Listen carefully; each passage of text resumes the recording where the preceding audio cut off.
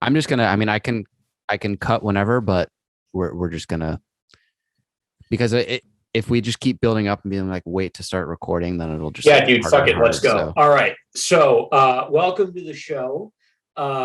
Please give us money. We are both broke, unfuckable losers.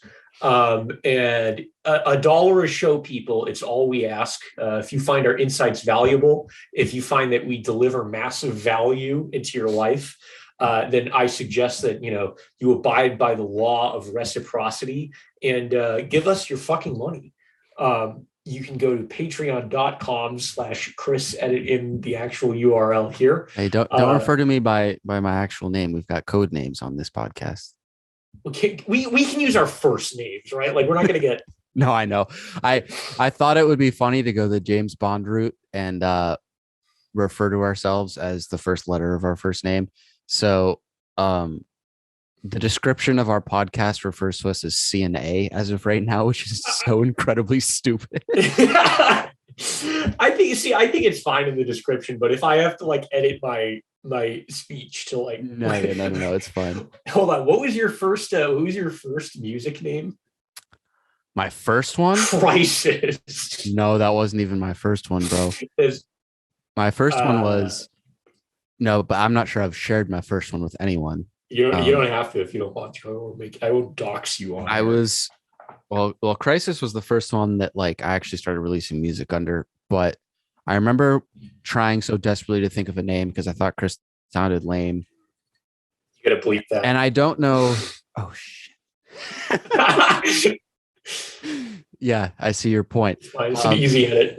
Yeah, that's quick. I can edit that one easy. But I don't remember why I felt compelled to have it be related to like mythology, but I did. Like I felt like that was my only route, and like all these other like Greek heroes had been taken by like other musicians. So I was Ajax, was my first music name in like 8th grade. Dude, that's not bad at all. I was expecting something really cringe. I mean, it's kind of cringe, but it could be way worse. But it's almost less cringe than Crisis. Crisis is objectively more cringe than Ajax. Because that's just it like has some of the same letters as my name, and that's the only reason I rolled with it, I think. Did you spell it with a Y, like the video game, or did you spell it with No, it was like CRISIS. That's kind of clever because it is your name. Yeah. With more letters. But it's also dumb because you were calling yourself Crisis. Yeah. We can move on from this topic real quick, but what do you think of, because my friend always thought that this name he came up with is cringe, and I thought he should have rolled with it. His name is Finn, but we all call him Phil. And I think he should have stuck with Philosophy as a music name. I think that would have been sick. Dude, I think that's pretty cool. Yeah. I think that's a good name. If he's like making like hip hop, like that could be his like hip hop name or something. Like he does all sorts of different kinds of music. Yeah. I think that'd be kind of sick. But dude, I think that's pretty good. Yeah. Damn, I can't wait till I start releasing. I'm going to release like hyper minimalist music, which is just me playing one note for 20 minutes. It's going to be really avant-garde. Fun. Well, anyways, yeah. On to the main subject of Michaela Peterson, right? Yeah, that's right. So, guys, we're going to be talking about Michaela Peterson's recent contributions to the academic discourse, and just our thoughts and feelings there, and how she helped me internally resolve my mommy issues. But before we get to that, let's talk about Star Wars. But unironically, though, just listen. I listened to like an hour of Michaela Peterson talking, and I sent you that clip as well. It's astounding what a bad interviewer she is. It really is. But I think it's made worse by the fact that she's trying to sound like someone who knows how to interview. Because she has the intonation down. Yeah, the way she asked the question sounds like someone who's good at interviews, but Chris, you make music. Tell me about what is music. The clip, when you send it to me and I just clicked a random point in the video, and This is the only part that I watched was a 10-second clip of her going like, whoever the hell she was interviewing, like, so you write about power. Like, what do you know about power? Or what makes you qualified to talk about power? Just the most dumb. Yeah. I want to hear her ask that question to her father. Then I would genuinely listen. Well, I can't do Peterson's voice, but I'm sure it would be incredibly long and rambling. Maybe if I get like another drink in, I'll comment over the Phantom Menace as Jordan Peterson, because I think I can do the intonation. I can't do the pitch, but I got halfway there. The Kermity pitch is tough. If it's you meet very someone tough. who's good enough at doing it, we might need to record some sound bites just to throw in. Oh fuck! I knew a guy who was really good at it, but now I'm forgetting who it was. It's he was in a rival fraternity, right? Was he? Oh, was it Michael? Yeah. Yes. Yeah, that's it. Yeah. No, I mean rival fraternity. Right. Yeah. We were rival fraternity. Big rivalry. Rivals. No, Michael's a cool guy. Yeah.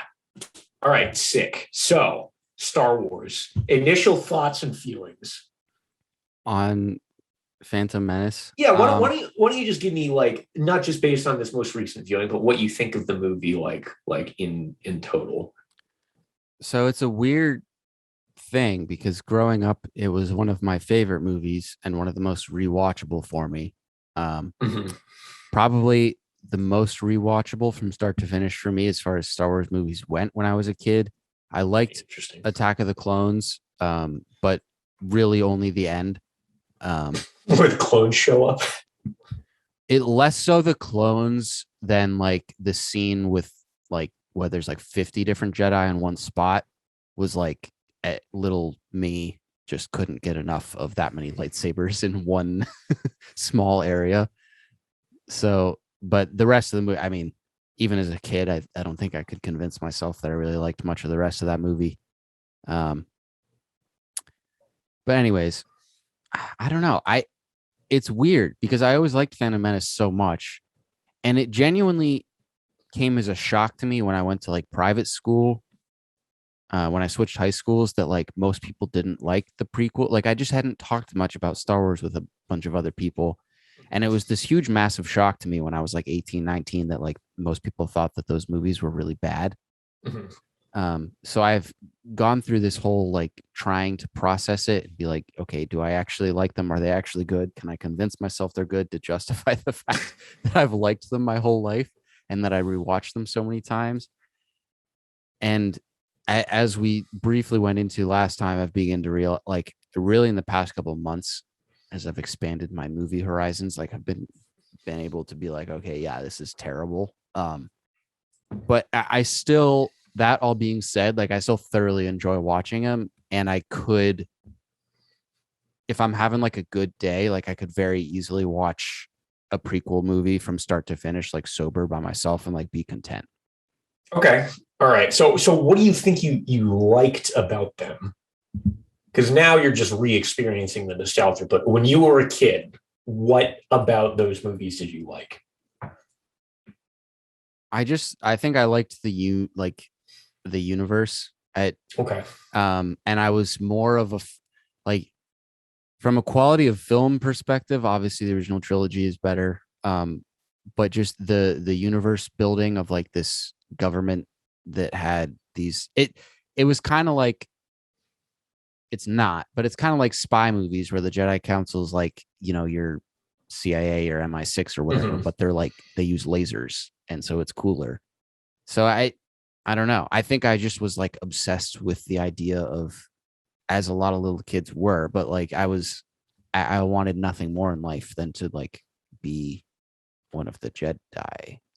It's such a lame answer, but I'm not sure that there's a better one than that. No, I mean it's honest, right? So that's, I mean, because like admittedly, the world that they set up is potentially on paper interesting, but I think coming back to it when you're older and when you've seen more movies, the execution just like flubs it so hard that it makes it genuinely like difficult to watch.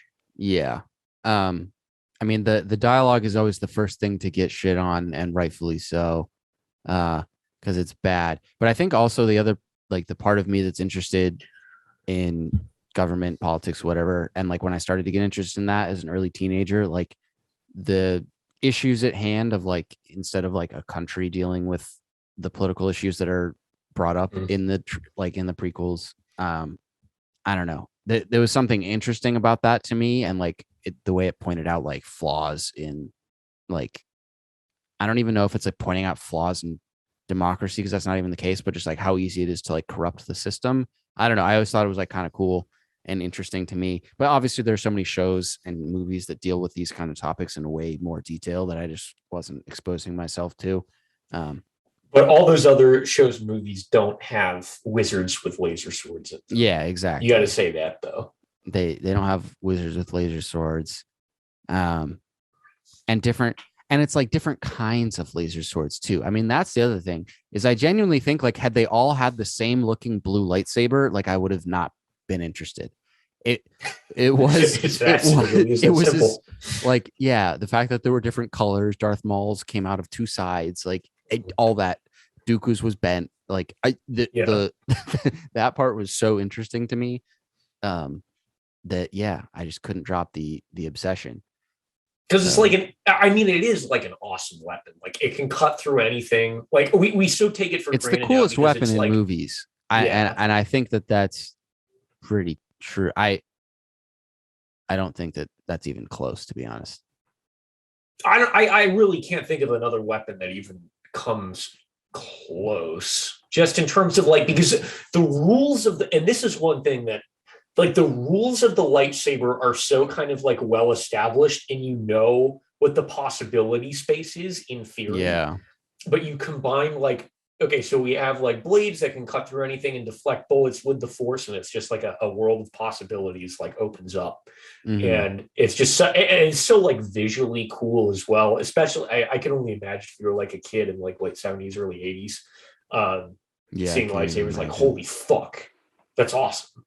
But they also, the bummer, I mean, and not that anyone who was alive in the 70s and 80s would have like known, had an ability to know this, but as a little kid too, like the difference in graphic quality, like Obi-Wan and Darth Vader's lightsabers in the first movie are like not fun to look at, like they look dumb. Well, they look dumb. They look dumb now that we have this like pop culture memory of like what a lightsaber should look like. But if you're like a guy going to the movies in like 1977, like that's awesome.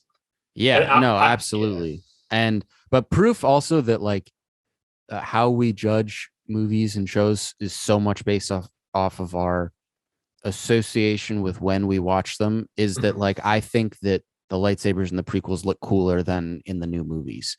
There's something about them being so HD in the new ones that it almost takes away from like the sci-fi feel of them for me, that I don't like them as much. But had I been born 10 years ago, I probably would think like I would be making fun of the prequels for looking lame.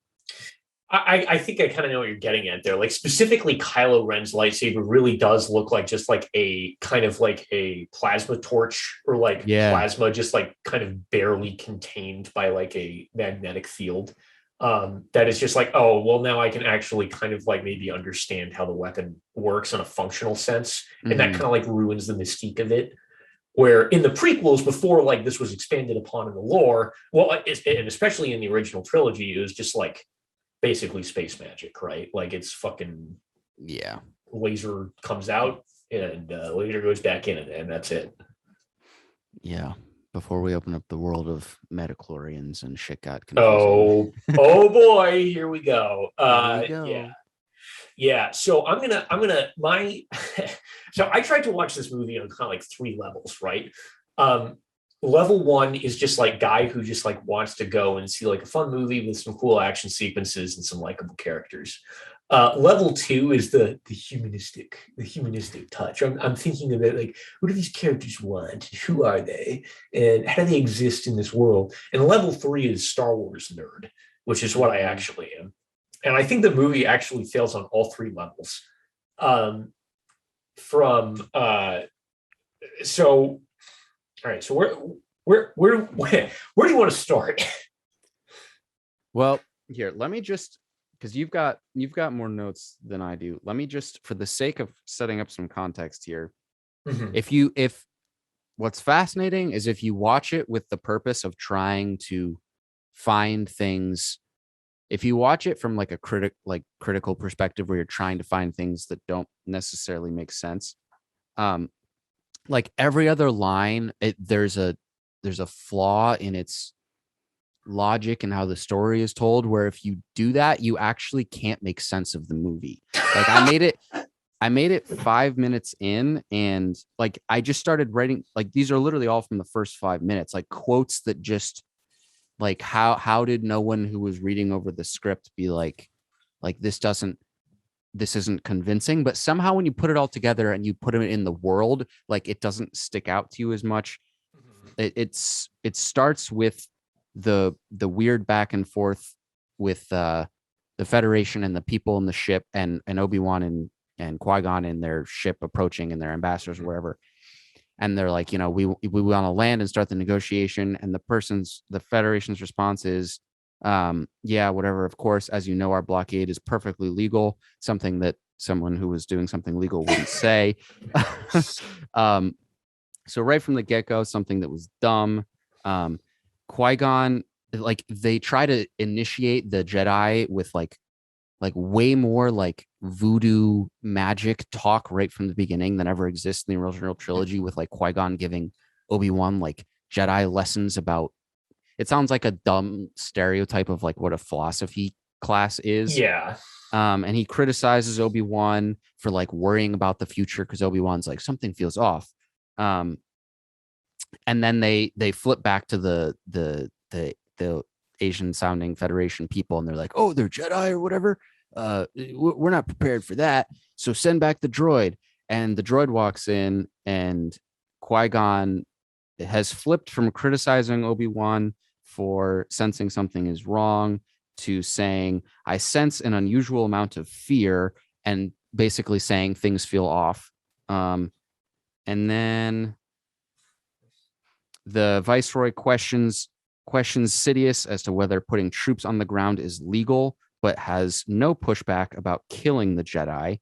And then you get to, they start to break in because they're trying to anyways. Then my next note was the droidicas are so OP. Like the other droids are literally could not be more useless.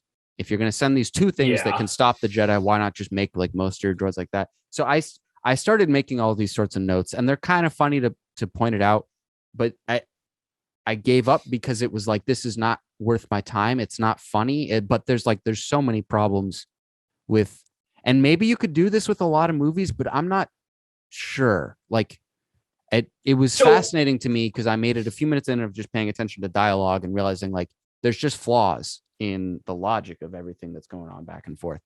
So that's where I got, and that was my initial thoughts. And then, yeah, I'm interested to hear your response. So I've been thinking a lot about this over the past few days. And I think one of the best points of comparison here is after wrapping up the movie, I realized that structurally, this has a lot in common with A New Hope. Like, I know people call like episode 7 a remake, but like this movie is actually structurally very similar. But every time A New Hope does something, it's not even like A New Hope does things that are like amazing or like incredibly inventive. It just like, it uses tropes and it uses them straight, but it uses them well. Mm-hmm. And so the audience immediately knows like good guy, bad guy, like here's who I should care about. And so it's very easy to form emotional connections and to kind of like read into these pre-existing cultural archetypes and go in with these implications that are loaded and kind of understand a lot about characters that doesn't have to necessarily be said. And I think that's mostly attributable to George Lucas explicitly basing A New Hope and really the original trilogy on the hero's journey, and kind of Campbell's work of a hero with 1,000 faces. So the idea that it's going to carry like loaded almost Jungian archetypes isn't too far gone, really. I don't think I'm stretching here to say that like the work of of Joseph Campbell and even Carl Jung kind of actually had like an important factor in Star Wars' cultural reception, right? But I'm going to back way off that, right? All that nonsense and just pare this down to like, okay, so A New Hope, we have the opening text crawl, which immediately tells us what's going on. We have an evil empire. We have a scrappy rebellion. And that immediately like, all right, so we set the stakes. The empire shows up, or we see this tiny ship fly in from frame. So obviously it's like, all right, that's small. And then there's this giant ship. So without even the movie having to like tell us through any kind of visual language, or through visual language, like we already know who the bad guys are, who the good guys are. Yeah. So that's super simple right there. Versus a Phantom Menace. In the opening text crawl, we get something about taxation. It's a taxation dispute. Yeah. So well, that's what the Jedi are going to settle. But what? But the mechanics of this are like taxation disputes are complicated things, right? So like, what the fuck? What is being disputed here? And like, why Naboo? And why Naboo becomes even more important when you realize that like this is a planet that seemingly has like one city and is basically just the Microsoft Windows XP background is like the entire rest of the planet, and there's like some ocean, right? So like what what is the motivation of the Trade Federation? Well, obviously they want to make money, but like what are they up against? Like what is the origin of this dispute? Like how threatening are they? Like is this like a big galactic problem, or are these just like a bunch of weirdos who have just like a few ships and they've parked them around the planet? Like we don't really know. It's impossible to gauge the threat level.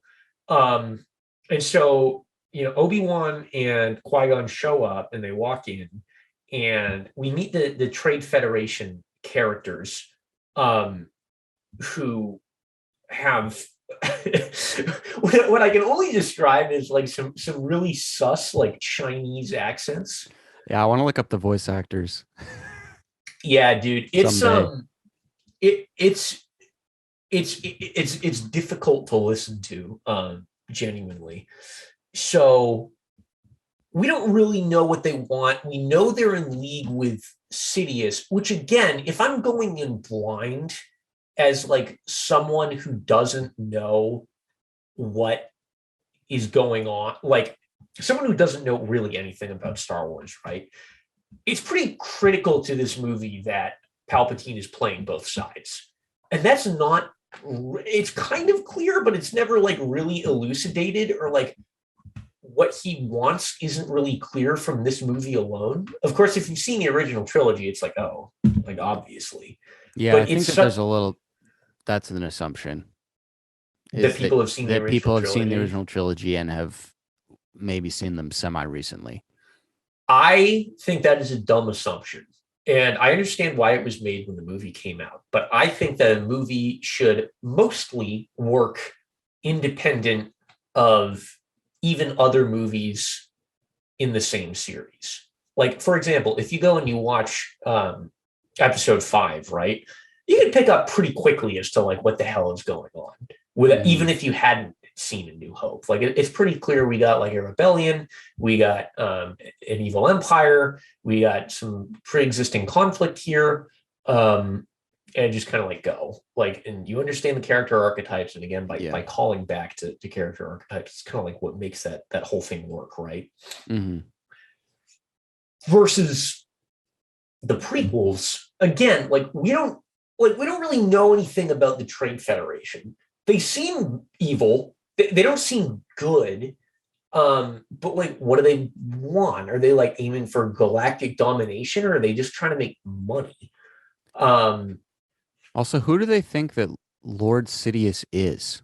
That's the big question, right? Is that they're taking orders from this guy. Yeah. But like, who's not out publicly anywhere. Right. Like he's not known to exist. So how do they think he has power? Right, exactly. So how much is he told? Like, did they know he's a Sith? Like, or is he just like a guy I don't with think. a bunch of money to them, who's like their benefactor? My best guess is that it's basically he's like, trust me. And then like shit actually happens. So they just have trusted him. That's probably it, right? But again, we have to make all of these inferences In the first 5 minutes, in the despite all the first. dumb dialogue and Right. like the silly accents. So if you know the Star Wars lore, this is all mostly fine. Like the dialogue is still obviously unwatchably bad. But from a casual moviegoer, they don't know what the fuck is going on. Yeah, they don't work on their own. Yeah. They were it. Yeah. That's fair. Yeah. So the opening sequence, like the first notably bad thing the Trade Federation does is like blow up the ship, right? With like innocent people on it. So that's like obviously like, okay, well, clearly these guys are like, this is like not good. And they're panicking when the Jedi show up. We don't really know why they're panicking. It's not really actually clear what the function of the Jedi is diplomatically, because even if you've seen the original trilogy, the Jedi are really only referenced as like as warriors with like a kind of monastic or some kind of like religious practice, right? Mm-hmm. Like we're never supposed to understand that they're diplomats at any point in the original trilogy. I don't even think that's hinted at. That's not really even their job. I mean, even in the world of the prequels, that doesn't really make any sense because they take like they get offended when the Senate like feels like they can tell them what to do. Like they feel like they exist as their own like guardian, whatever, like I don't know, organization. So why are they off being ambassadors on like a taxation dispute? Right. So yeah. So on one hand, like, are we because that would imply that they are under direct command of the Senate, that they're being directly told what to do. Are we just supposed to assume that they're doing this on their own volition?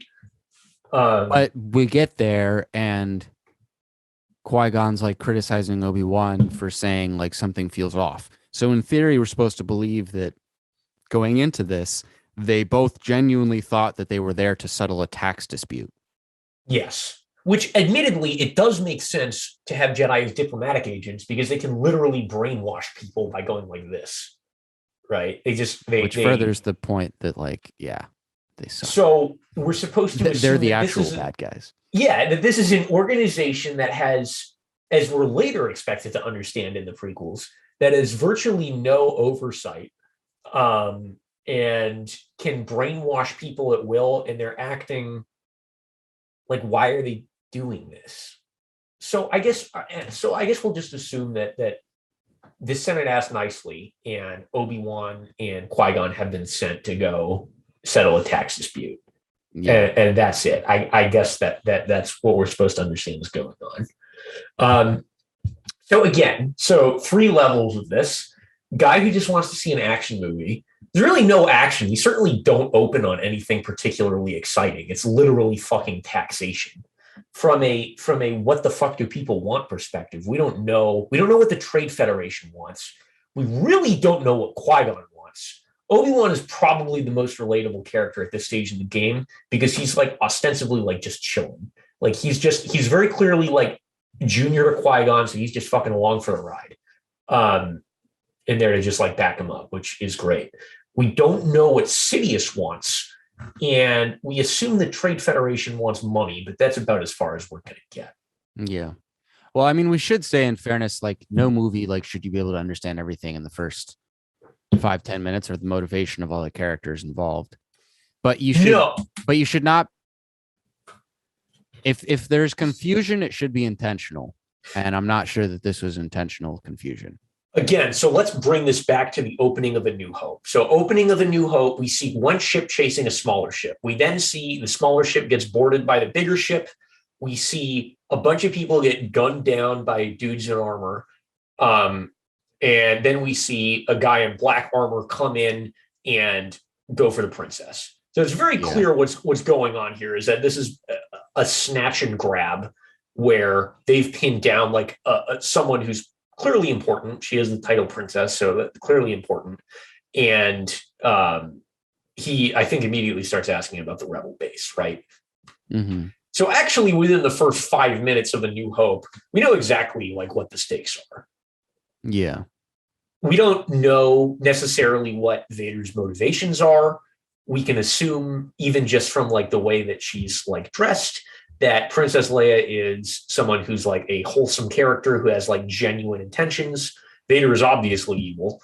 And the stormtroopers are like, the Empire is obviously a real threat because they score a win within the first like 5 minutes of the movie of managing to capture Princess Leia and also kill all of the soldiers on the little rebel ship, right? So very clearly we've established that like, here's Vader, here's what he wants, which is to wipe out the rebels. The Empire is a threat, and Princess Leia is someone who like is pure of heart. And so now we have characterization, we have motivation, and that's the story, right? So now we can go from there. Versus episode 1, which, yeah, we have none of those things. Yeah, that's true. But also some of that is the nature of like rebellion is easy because there's clearly one goal and only one problem that you're dealing with. Mm-hmm. So like that's the only thing I would say. Not that the execution is done well at the start of the movie, but that they had to set up a world in which there were sort of like generic problems that exist in government, like tax disputes and shit. Because like, what else was the problem initially? Here's and we can get into this, but in my rewrite of the movie, I want like in my head, like changing as little as possible while still making the story, I think, work on kind of all 3 levels, is we invert the setup of A New Hope. We have a galactic republic, and we're beginning to see like insurgencies pop up left, right, and center. And Qui-Gon and Obi-Wan are sent to go basically take down an insurgency. And that's the opening of the movie. And from there, like shit goes wrong. Because all that matters in the prequel trilogy, in my mind, is that, first of all, Clone Wars, or what eventually becomes the Clone Wars, is the focal point of the whole trilogy. That is the wars in the Star Wars, right? So that's our jumping off point. And we have to get Anakin to a point where he turns to the dark side and becomes Vader. Mm-hmm. Those are the objectives of the trilogy: is first to entertain, and then B, to set up Vader's character motivation. Yeah. And that's where we need to go in this trilogy, right? Mm. And versus this just like meandering plot of the first 2 movies. Why not start with the separatist movement starting to pick up steam? Like the Galactic Republic is like, oh shit, like we got to get a handle on this. And the Jedi are deployed as basically as warriors, as we're supposed to understand them to be, to put down this like little, like to, kill a bunch of droids basically in the opening of the movie, which I would also change, by the way. All right. So I feel like I've rambled for long enough here. Yeah, I get your point. I mean, one could also just say that if you found a competent actor for Anakin who could convey emotionally all the trauma that he's been through, that you wouldn't have even need to start with a movie where he's a kid, and you could just hop right into like adult Anakin who's like young and or like young adult Anakin who's young and troubled, and just skip all the bullshit. But yeah, dude, this is fucking the whole Anakin setup is just fucking bonkers to me. It doesn't make it like it. We have to go through a whole hour of the movie, and it's just like. So first of all, I mean, I agree with you. The easy solution here is just like age Anakin up and kill the mom in the first movie, right? Mm-hmm. For whatever reason, maybe like separatist forces or like it's stochastic terrorism to show us that the Republic is becoming an increasingly more dangerous place. Anakin's mom dies in the first movie. And so he's like, well, I was on the fence before, but now I never want this to happen to anyone who I love ever again. Mm-hmm. So I'm going to train to become a Jedi and basically do like as like an anime arc of growing my power level so I can defeat all of the evil in the galaxy. And that's so we have like let's say like a 15 to 17-year-old Anakin, and that's his motivation, like right out of the gate, is I'm going to become the most powerful Jedi warrior. Because I think it would be really cool to have a sequence where in my mind, this is like kind of fucked up, right? As like the separatists, in order to try to make a statement, like bomb the pod race or like bomb a civilian sect of the pod race. And Obi-Wan and Qui-Gon are trying to like stop the bomber or whatever and fail to do so. And Anakin's mom's killed in the blast. So he finishes the race, he wins, and then he runs over and his mom's like, gravely wounded, and they exchange some final words. And now we have Anakin, who's just won his freedom. His mom has just died, and he's just seen two ostensibly like very powerful warriors like fail to prevent tragedy. So that right there, we have like an emotional high of winning the pod race, immediately slammed down to an emotional low of, oh shit, like Anakin's mom just died. And it sets the what's the word I'm looking for? I don't see it is wrong, but it sets the thoughts in motion that the good guys here are never going to be good enough to save the one he loves. And yeah, they're never going to be good enough to save the one he loves. They're never going to be able to save the Republic. Like they're, Yeah. I mean, there could have been we could spend hours brainstorming how to have done it better, but I mean, yeah, telling the story of him as a kid is just, in the grand scheme of things, it's pretty meaningless, because all we need to know is that he had like a troubled child, like he came from a like a troubled background and like started his training later than usual. Like that's kind of all we really need to know about him in order for the rest of it to make sense about who he is. Yeah, almost.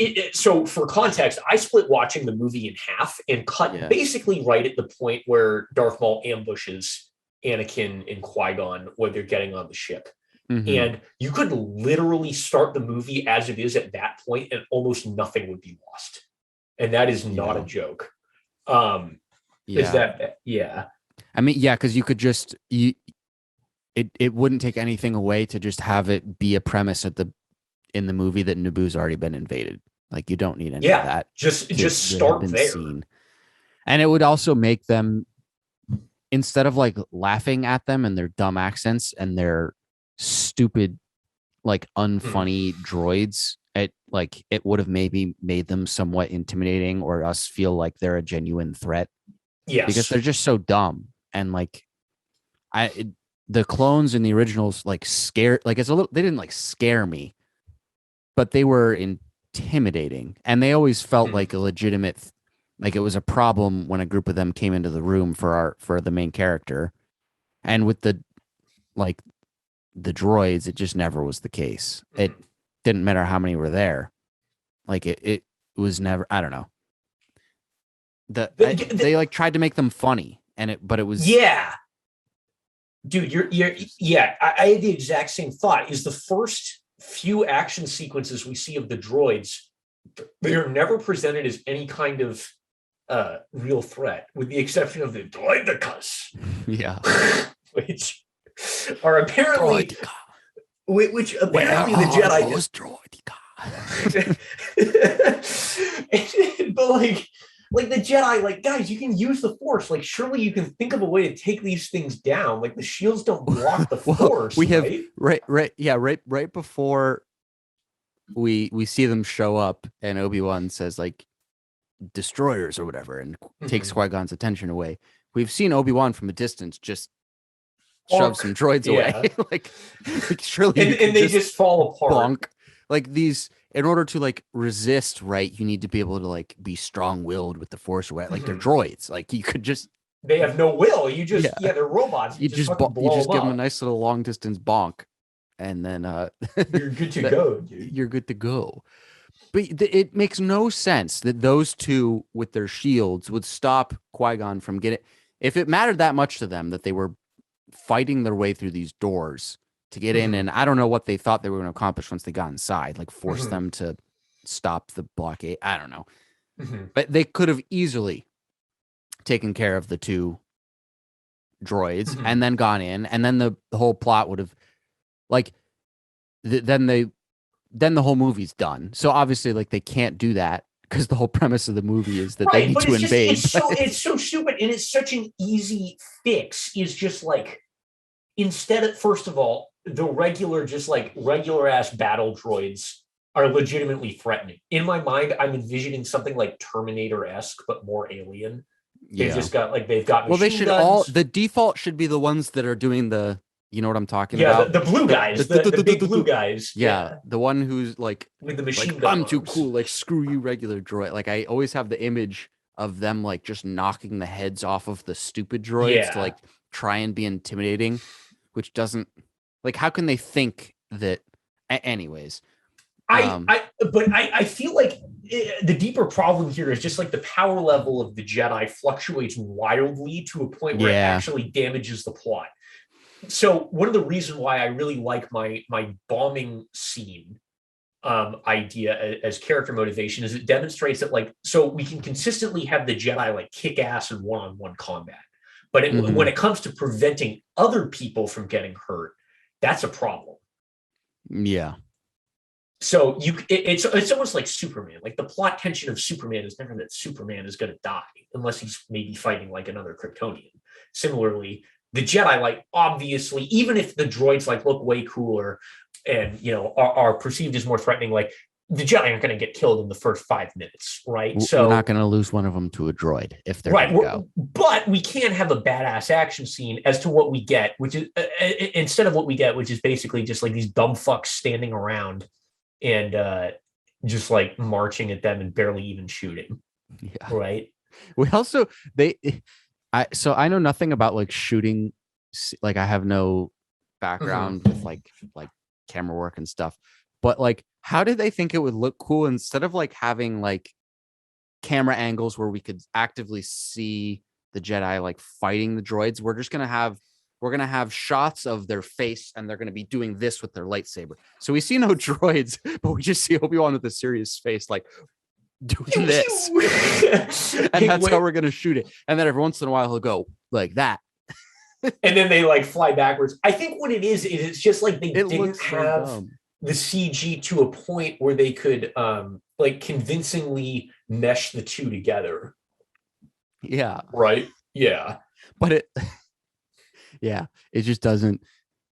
It's not like fun. No, it's not fun. It's not fun to watch. That's and this is like the level 1 critique is like, none of these action sequences are even vaguely compelling. Well, I still think that the pod racing is kind of fun, but the generic action sequences are they're boring.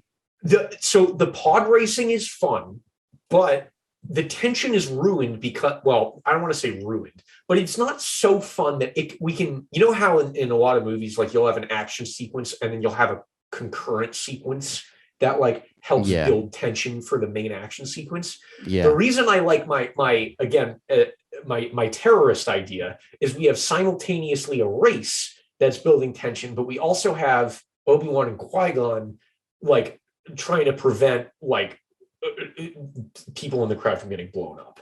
So we have tension building in two simultaneous ways, as opposed to the race, which is the only thing we see for the duration of this whole like 10-minute sequence. I think it's even longer than 10 minutes, dude. It goes on too long. But it also, I mean, that would be helpful because it's totally not even remotely believable that they would genuinely, with no backup plan, put all their faith in a little 10-year-old kid because he has lots of metachlorians, which we've never been exposed to before this movie. So as an audience, we don't really know we have like, oh, he has more of them than Yoda, but we've never been introduced to this before. This has never mattered before. So there's no, it's not believable. And it makes Liam Neeson's character like not be, it makes you dislike his character to a certain extent because it's just stupid. And this is classic, like, show not tell in and just like in screenwriting and really even writing in general, right? Is that like, why do we have to be told, like, why does the audience have to be told that that Anakin has a high metachlorian count, where instead we get an obvious setup where like maybe Qui-Gon could like sense something about him, and then Anakin pulls off some like insane feat of skill in like, I don't know, it would maybe, be so much cooler. Maybe he and his friends like to do like whatever the Star Wars equivalent of like paintball is, and he just fucking whoops ass to like like Qui-Gon sees them playing and he's like, holy shit. And so then the pod racing, it's not so much Qui-Gon doesn't bet everything because he can't free him, because he can free him, right? Like there's ways to negotiate out of this. It's a test to see his force sensitivity kind of in action. Yeah. With a little bit of training, like, okay, maybe this kid is, force sensitive enough to be a like the only human who can pod race. Yeah. Like, this is such a no-brainer thing. Like, it's so obvious. This really almost writes itself, as opposed to we have such a contrived plot point. And yeah, so and then you avoid the whole metachlorian nonsense that pissed everyone off. Right. And like, I get the idea of like, on one hand, the metachlorians are world building, but like, also, it's very clear that don't explain the force. It's like explaining like magic in Lord of the Rings. You leave it a little bit mysterious. That's like part of the appeal. Mm-hmm. Yeah, that totally makes sense.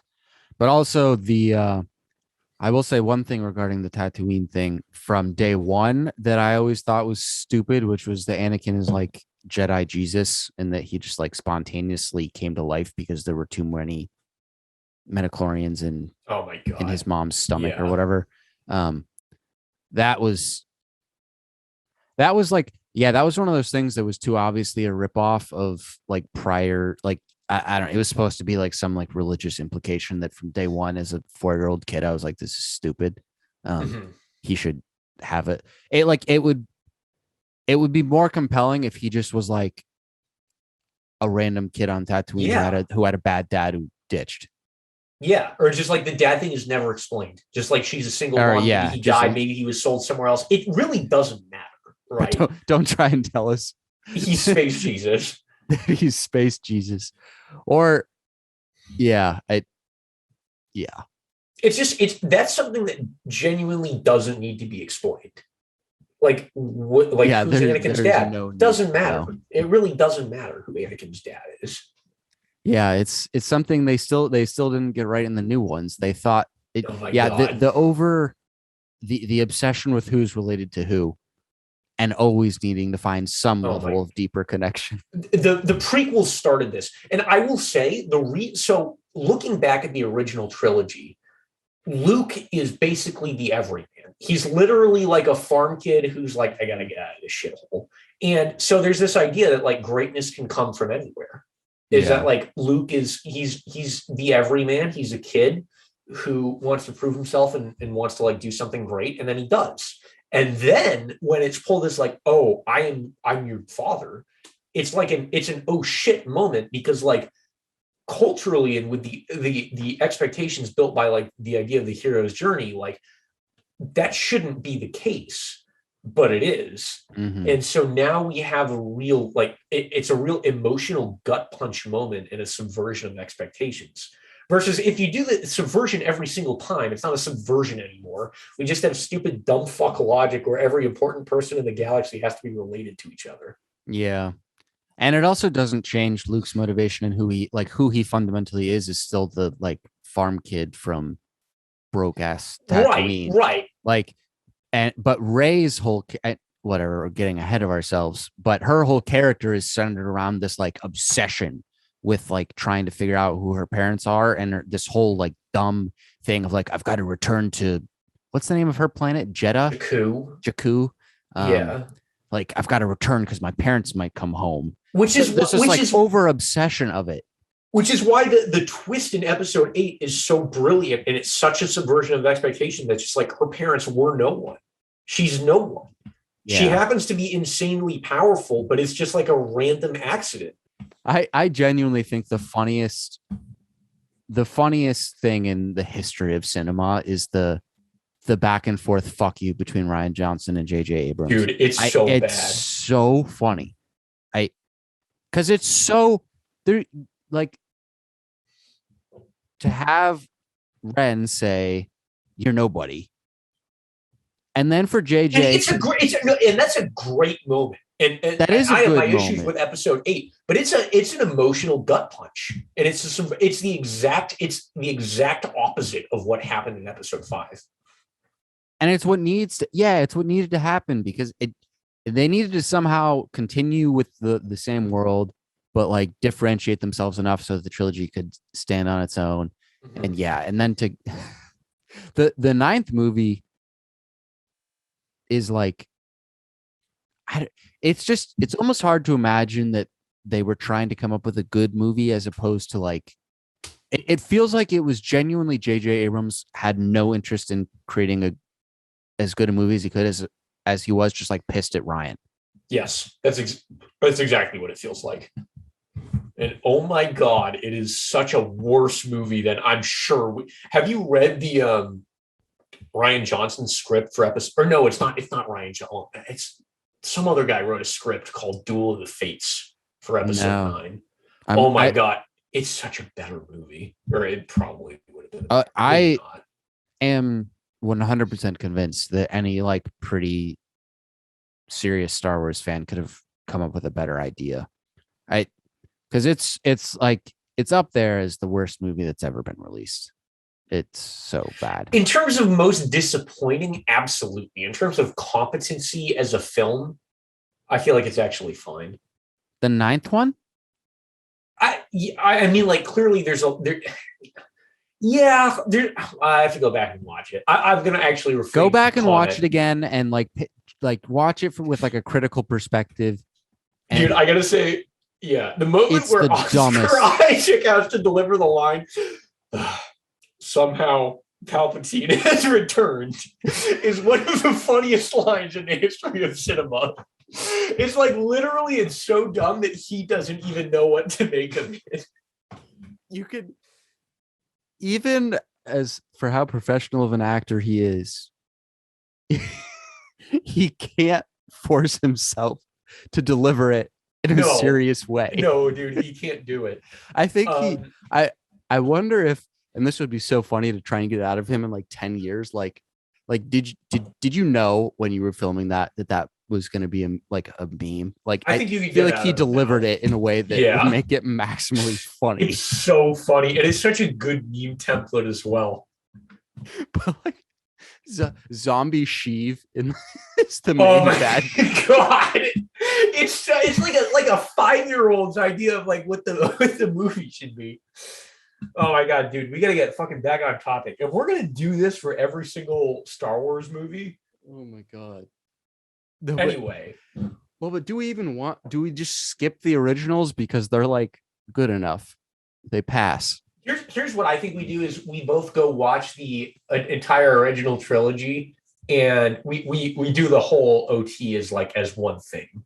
Because I don't think we can do like, I can't do a whole episode on like A New Hope. Like, there's some cheesy lines that's a little 70s camp, but it's pretty fucking entertaining. So I think we knock them all out as one podcast, because let's be honest, it's not. Yeah, the only one that really has like stuff that's worthy of criticizing is probably episode 6. But even then, it's like it's so fun that it's not even like that funny. Yeah, minus like when we get it, when George Lucas starts to get like real racist with Asian characters, is episode 6. Dude, and it's a trend that continues in epic style into episode 1. The like blowing up the new Death Star, and then little midget Asian man going and that's his celebration. So does he have like a weird complex about like Asian people? Jesus Christ. Because like the I think they're called like Nemodians or something. I don't know if they're supposed to be like the Chinese of the of the Republic, but like they're very much. But then why make them that way? Yeah, but they're so far from human. Like there's like white characters, there's a black character, and there is the one truly a token black character. I mean, if we're being like technically, Vader is black. Yeah, dude. Well, he wears black armor and he's played by James Earl Jones. Yeah. Wouldn't it be funny if Luke would just like Luke changed the helmet? It was James Earl Jones. And it is James Earl Jones. And he's like, "Are you sure you're my dad?" And Vader's like, honestly, no, I'm not sure. I did know your mom. It's like it's a double twist that Luke is actually Obi-Wan's kid after all. Oh man, that would be pretty intense. Have you seen the clip of the original voice actor for Vader? The Irish guy? Yeah. Or, I don't know if he's Irish or Scottish. I can't remember. But dude, it's fucking awesome. The high pitched like tear this ship apart. Yeah, but it's the scene where he's choking until he's. Yeah, it's so funny. The high pitched accent is funny as hell. He was played by I don't know what the guy's name is. But he's like an Irish. I think he's Scottish. He was a Scottish bodybuilder. Yeah, he's just some tall guy who fit in the suit, and he thought he was going to be saying all the lines. And then they dubbed him. Imagine being that guy. He must have been so fucked. It's like Kenny Baker. Like to this day, I don't understand why there's an actor for R2-D2. Dude, we should give Kenny Baker like a Nobel Prize. Honest to God, he's a hero. Yeah, but he also R2-D2 is the best character. Yeah, I know. Posthumously. So did they get a new short person to do R2, or did they finally come to the realization we don't actually need to put a human being in this? I think they finally realized that it's actually just unethical to have a human packed into the trash can sized. Like could he breathe okay in there?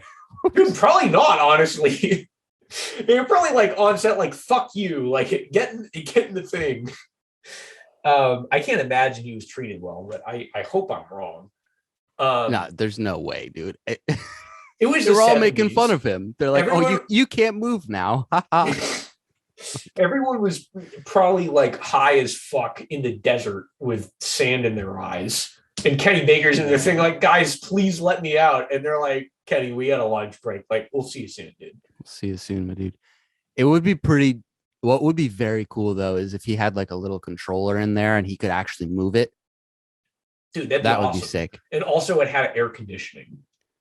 Yeah. Also, if he could like speak into a microphone and it would like auto translate into R2-D2 noises. So like they actually had meaning. That would be badass.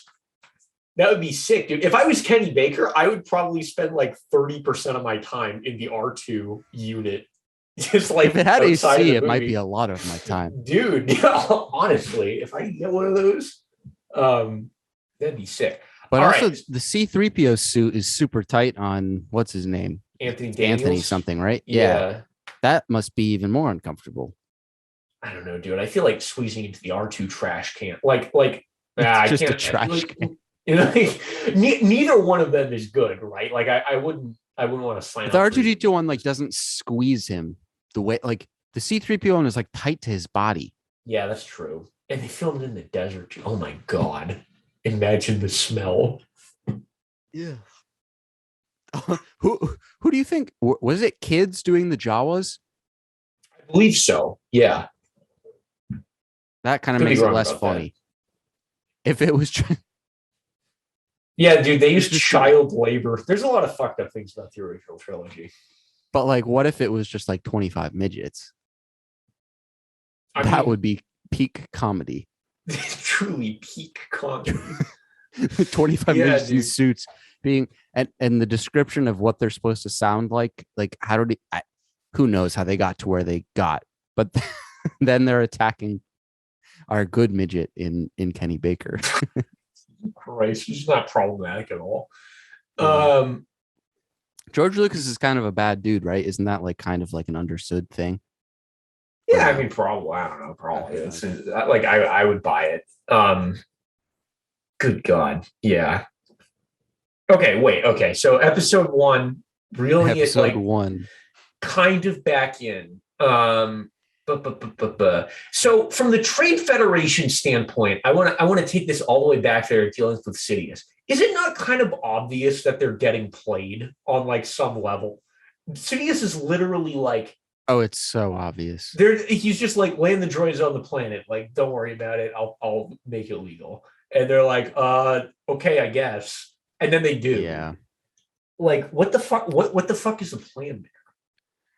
Yeah, that never made sense to me because the movie ends with them like getting arrested, but they're part of like a greater organization. Like they weren't acting on their own. I so yeah. There is a line that implies that they are basically like a franchise of like the larger Trade Federation. Yeah. Like those guys specifically. So like those guys took it too far. Like, yeah. Oh no, going to war. Like going to jail. Yeah, we're gonna go to what even is space jail? Space jail. What a weird. Anyway, yeah, I think if you try and make sense of it, it doesn't. My guess is that a lot of these conversations happened to a certain extent in the writing room, and they kept just being like, "Look, we don't have time to think about this too much. Like, the focus here is on Anakin." But again, it's so easy to just make it an insurrection.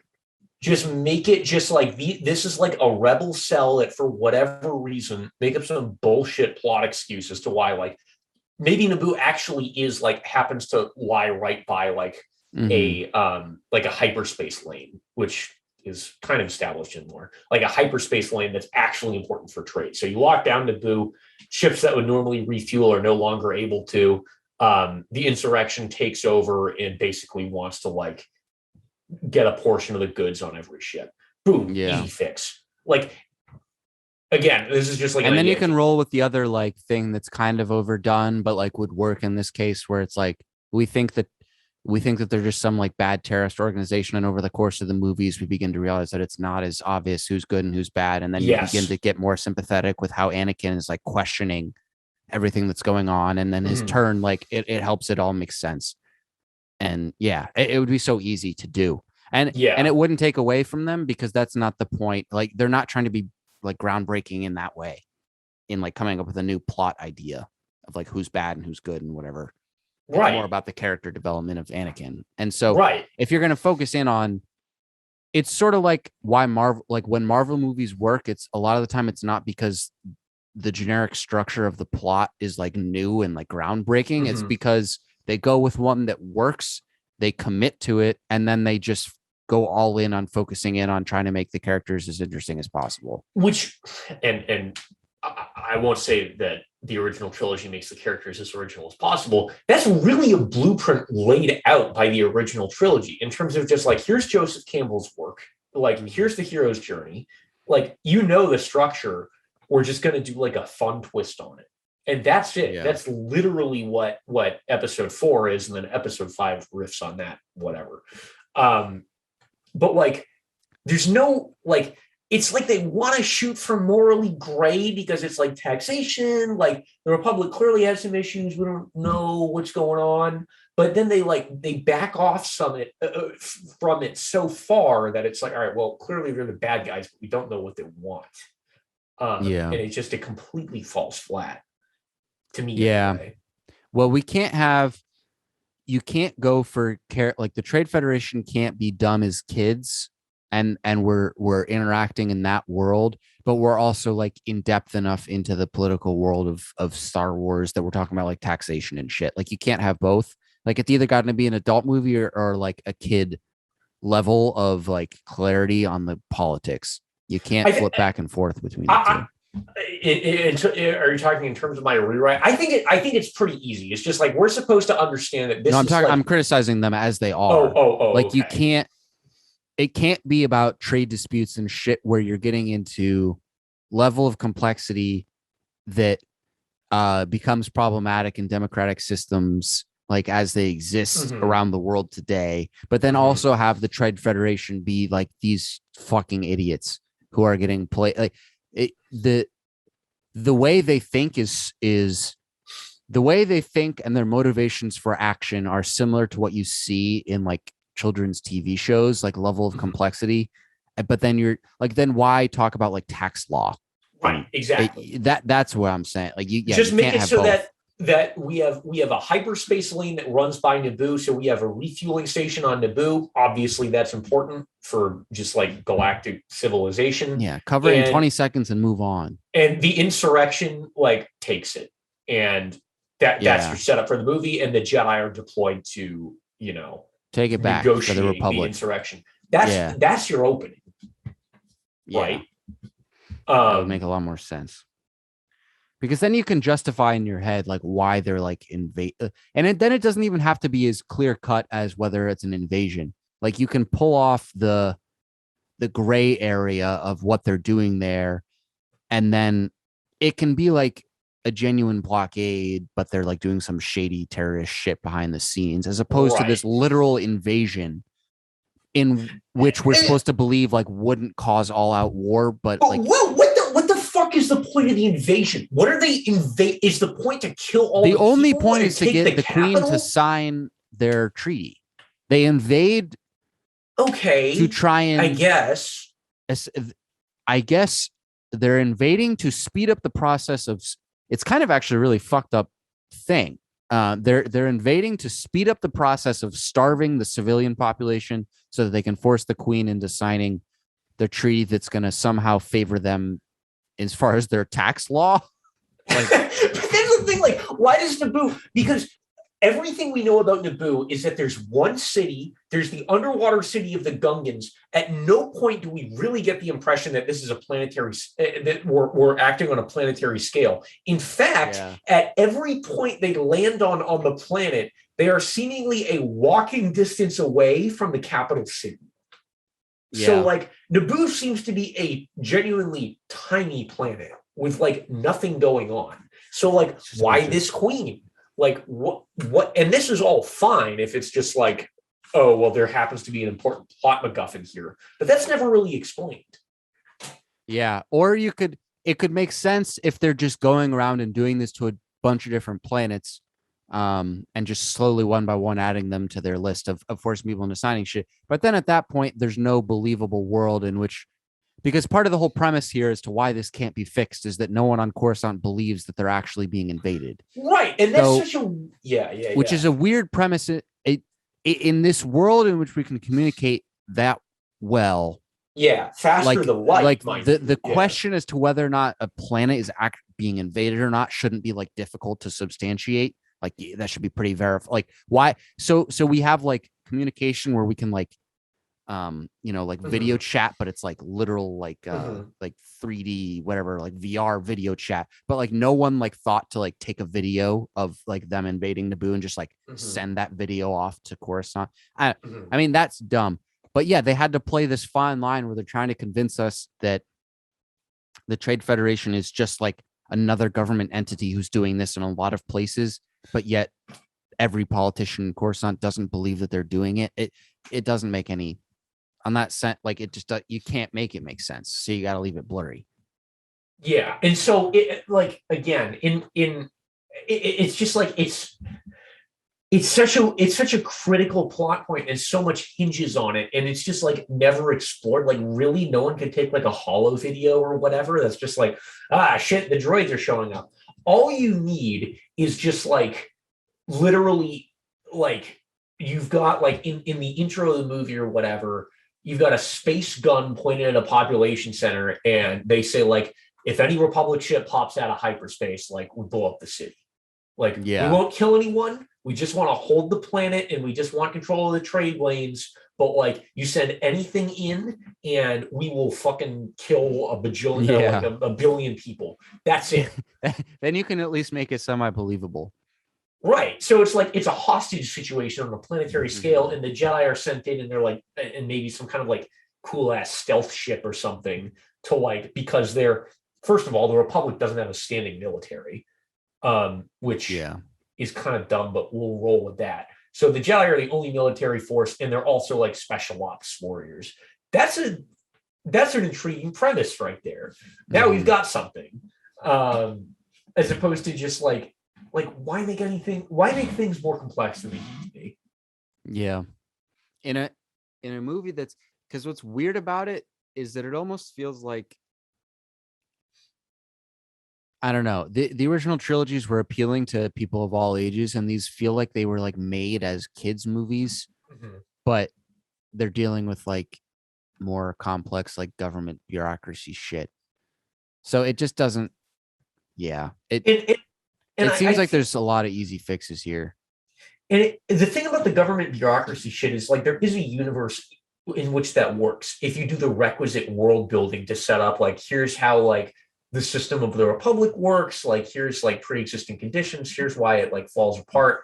But that requires like literally like novels worth of world building, like a kind of like Game of Thrones-esque way to get to a point where you've built up the audience's understanding. But you want to make a 2-hour movie that's entertaining. You go fairly, I don't want to say black and white, but fairly black and white. And like the mechanics of the world are pretty clearly understood. And you just roll from there and you get some entertaining moments out of it. Yeah. And because this is really, you got to pick between the emphasis being on the world building that you're doing in a Game of Thrones style, or like the original trilogy where you're focused on specific characters in a world and then going into that much detail about the nature of, like, there's not it. The original trilogy wouldn't have worked if they tried to get super in depth as to how the ins and outs of how the empire like worked. How did they manage their power? Like who was in control here? It wouldn't have made any sense. Like we just need to know, like, here's an authoritarian bad guys. And that's all we can go, because we're focusing on these individual characters in the world itself. Or you can go the Game of Thrones route and like it. what matters is literally the world building of like the system, and like in that way the individual characters almost don't matter as much, and that's how you get away with that many characters, and having it still be compelling. But yeah, you can't go for the characters are almost plot mechanisms rather than people, which I mean they are people, but like ultimately like they're people, and how they interact is what moves the plot forward versus like really. And that works much better in TV show format. Yes, for sure. 10 episodes a season or whatever. You just don't have enough time in a movie to make this work. So now I'm going to nitpick from a Star Wars, like, and even just like physics nerd perspective. How big is Naboo? How does the gravity work? And how many people are on this planet? Because you may notice that they go from literally one side of the planet to the other. So they traverse the entire diameter of the planet in, I think what we're meant to assume is less than a day, in a submarine that doesn't really seem to go all that fast. It feels like it almost feels like in the context of the film, like, are you talking about when they go from Gungan City to like with their little sea ship thing? In the context of the movie, to me, that always feels like it happens like in the span of like an hour. Like it's just like an hour long, like quick trip. But I also never got the sense necessarily that that they have to be on opposite sides of the planet. Dude. Oh, okay. All right. Yeah. No, because they explicitly say we are going through the core. We're going through the planet core. That's true. Why would you go through the core? We're taking a shortcut. But then also, like, why, when the Trade Federation lands all their droids to invade, I haven't thought about this through yet, so I might need to think about how I want to word this as a critique. So they've already taken over the city, yet they land their army outside the city to invade from a distance where the Gungans can. Are you getting what I'm getting at? This doesn't make any sense at all now that I'm thinking about this. So this Gungan fight that happens in the Windows XP background, like, why there? Why not have the fight? It makes legitimately zero sense because they've already taken the city. Right. Which we're to assume, because the palace is there. So let's even say that there are other cities on the planet, which is not clear, but let's say that there are. That's clearly the capital, right? That's where the queen is. That's like where the halls of government are. I think it's called Naboo City.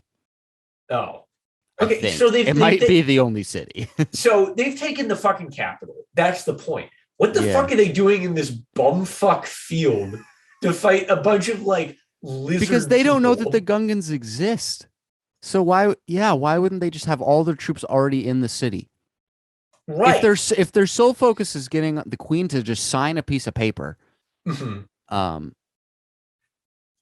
yeah, that's one I haven't thought of yet, but that makes legitimately zero sense. And it is worth noting that in the actual city, in the final act, when they show up and liberate the city, there's maybe a couple tanks and a few dozen you literally get like one room in a Halo level's worth of bad guys in the entire city, and they fight through it, and it's like, okay, I guess that was it. That was all. Yeah, there's no premises to. There's no other than like wanting to include the Gungans and like make them feel like they contributed. There's no purpose in their fight. And then there's not to mention just the insanity in believing that this group of people has gotten away with existing virtually unnoticed. They've created like a literal underwater city where they can not breathe underwater, but like they've created buildings and shit that can exist underwater. They've created this cool, like, whatever that dividing, like, half water, half air substance is. Dude, that thing is, when I was a kid, that shit was so fucking cool. That shit is really fucking cool. But then they don't have guns. They're just hucking balls of laser at the droids. They call them boomers, by the way. I thought that was really good. Is it a boomer or is it Booba? Booba. Booba. They're throwing boobas at the droids. Jaja, pass me the boomba. Iconic line. Truly iconic. Which, okay, by the way, coming back to Jar Jar's character, like, it's very, so basically, like, also racism, by the way. Also racism. That critique has been made enough where I feel like we have nothing to add there. No, we have nothing to add, but just like needs to be like pointed out of it. It's just like absurd. But holy shit, it's almost like how did this get greenlit? Yeah. Like, so Jar Jar immediately, he shows up, he fails to run either left or right, or even just like in pace with his very slow tank. Qui-Gon runs at him and knocks him over, and then like Jar Jar doesn't the good favor of like Qui-Gon can't just run around him. Jar Jar's going in one place, and Qui-Gon's going move, and Qui-Gon doesn't think to just go left. Like, he doesn't try to knock him out one way or the other. He's just like knock him down, which admittedly works. So I mean, Qui-Gon's methodology here is a little sus, but the end result, like, it ends up working out. But also, if it's as simple as just lying down so they can like zoom over you or whatever. Also, if you can run faster than they're moving, why is Qui-Gon running from them? Well, like I don't know. The whole premise there that scene doesn't make any sense. Somehow, him and Obi-Wan got split up in a way that doesn't logistically make any sense. Did they both go on? They both went on different transports, right? But why? Why? I don't know. But they really lucked out that they landed apparently miles apart from each other and not on opposite ends of the planet. Yeah, and like somehow ran into each other still. Right. And also when they run into each other, Obi-Wan, god damn, like he's just Qui-Gon whips out his lightsaber and like in like one like kills the droids that are running at or flying at him, and Obi-Wan's just running with his hands over his head. What a pussy! Yeah. Which, by the way, isn't consistent with anything that Obi-Wan, who's shown to be fairly brash, somewhat aggressive, and we're just supposed to assume that he's like a dumbass pussy who's just like trying to run away from flying guys. It's just like it doesn't even make sense with his characterization. No, it doesn't make any sense at all. But I don't know.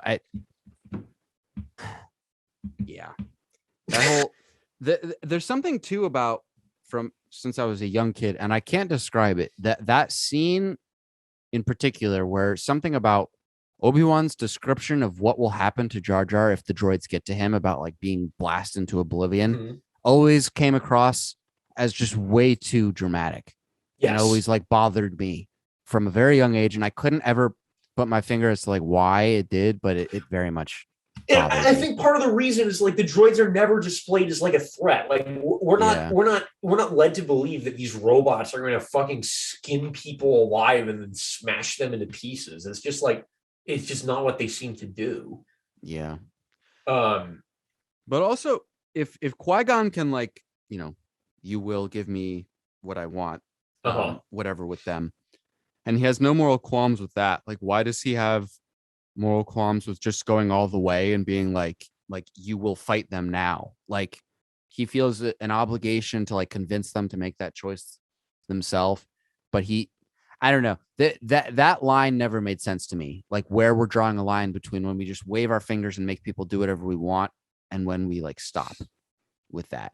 Because I feel like maybe there's some like implicit, and again, you're right, it doesn't make any sense. But if I'm going to like back this up, maybe the Jedi have some implicit code where like they can't affect like massive geopolitical like alliances or action by using the Force, because that would just be too far. But like individuals, it's a thing where if you think about it for even a second, they are in so many. It's just like they are not being as overt about like. Yeah, that whole thing, and granted, that one started obviously in the original trilogy, but that was one that if I could go back and redo something, would not be something that the Jedi are capable of doing, because that's no fun. There's no fun in waving your hand and being like, you will do whatever I want you to now. It's too, I don't know. It's too OP. Yeah, I mean, it's sort of a weird. That makes it sound like it's like a joke, but I don't know. No, it's not. It's too convenient. I think it's too convenient, and it takes away from like, why would you ever resort to conflict then? Like, why would you not just every time you see them being like, it's just brainwash them? Like you will go take your lunch break now. I think the implication is that like it really only works if like the person who they're convincing is like kind of neutral-ish. Yeah. And they're like, I could really go either way, but like I probably shouldn't. Like that stormtrooper who was like doing the droid inspection, like he's just a guy doing a job. But then when you get this is, I guess we're getting into critiques of A New Hope that I never knew I had. Then why don't they just why doesn't Obi-Wan just put on a clone suit? When with the ones that Luke and Han take to blend in. Why doesn't Obi-Wan just put one of those on and walk around the Death Star, and every time, because then he just blends in and then no one would presume anything. And he would say like, hello, Sergeant, whatever. Like, because I think Obi-Wan is going there to die. Like he knew that was his fate. And I think he accepted that. And I think that was kind of part of the. Well, I guess, but you could, anyways, you're not, but he still could have done that.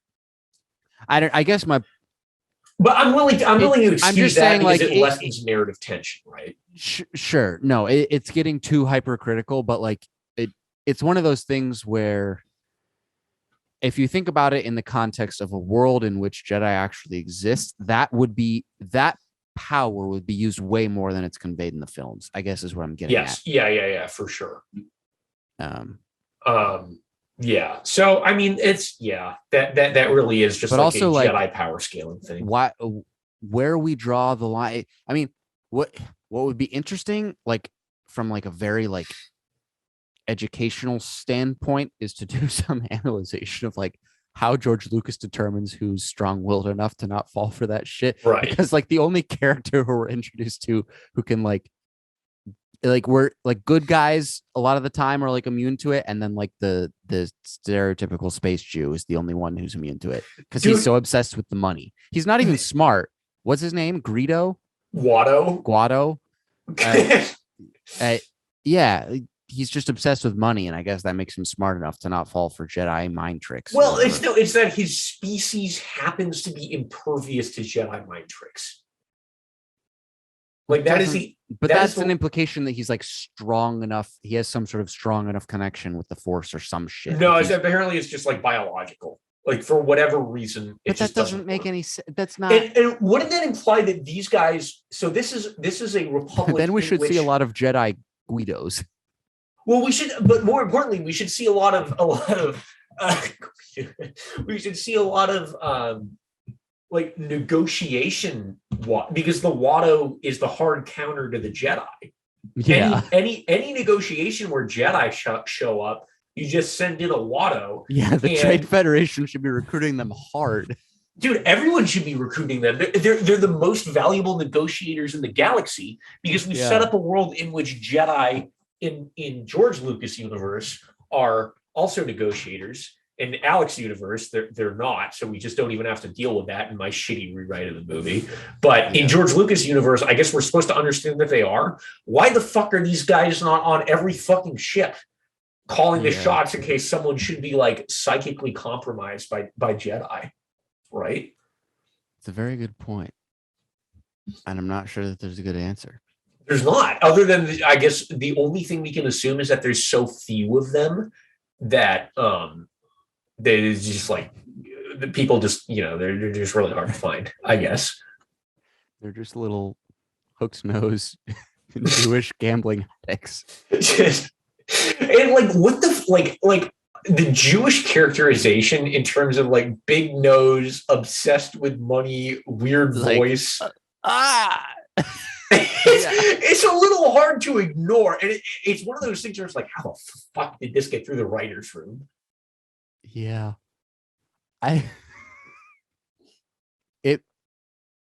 It's sort of mind-boggling. Like if everyday people, like more and more now, people are getting access to like technology in order to make like short films or whatever that look good enough.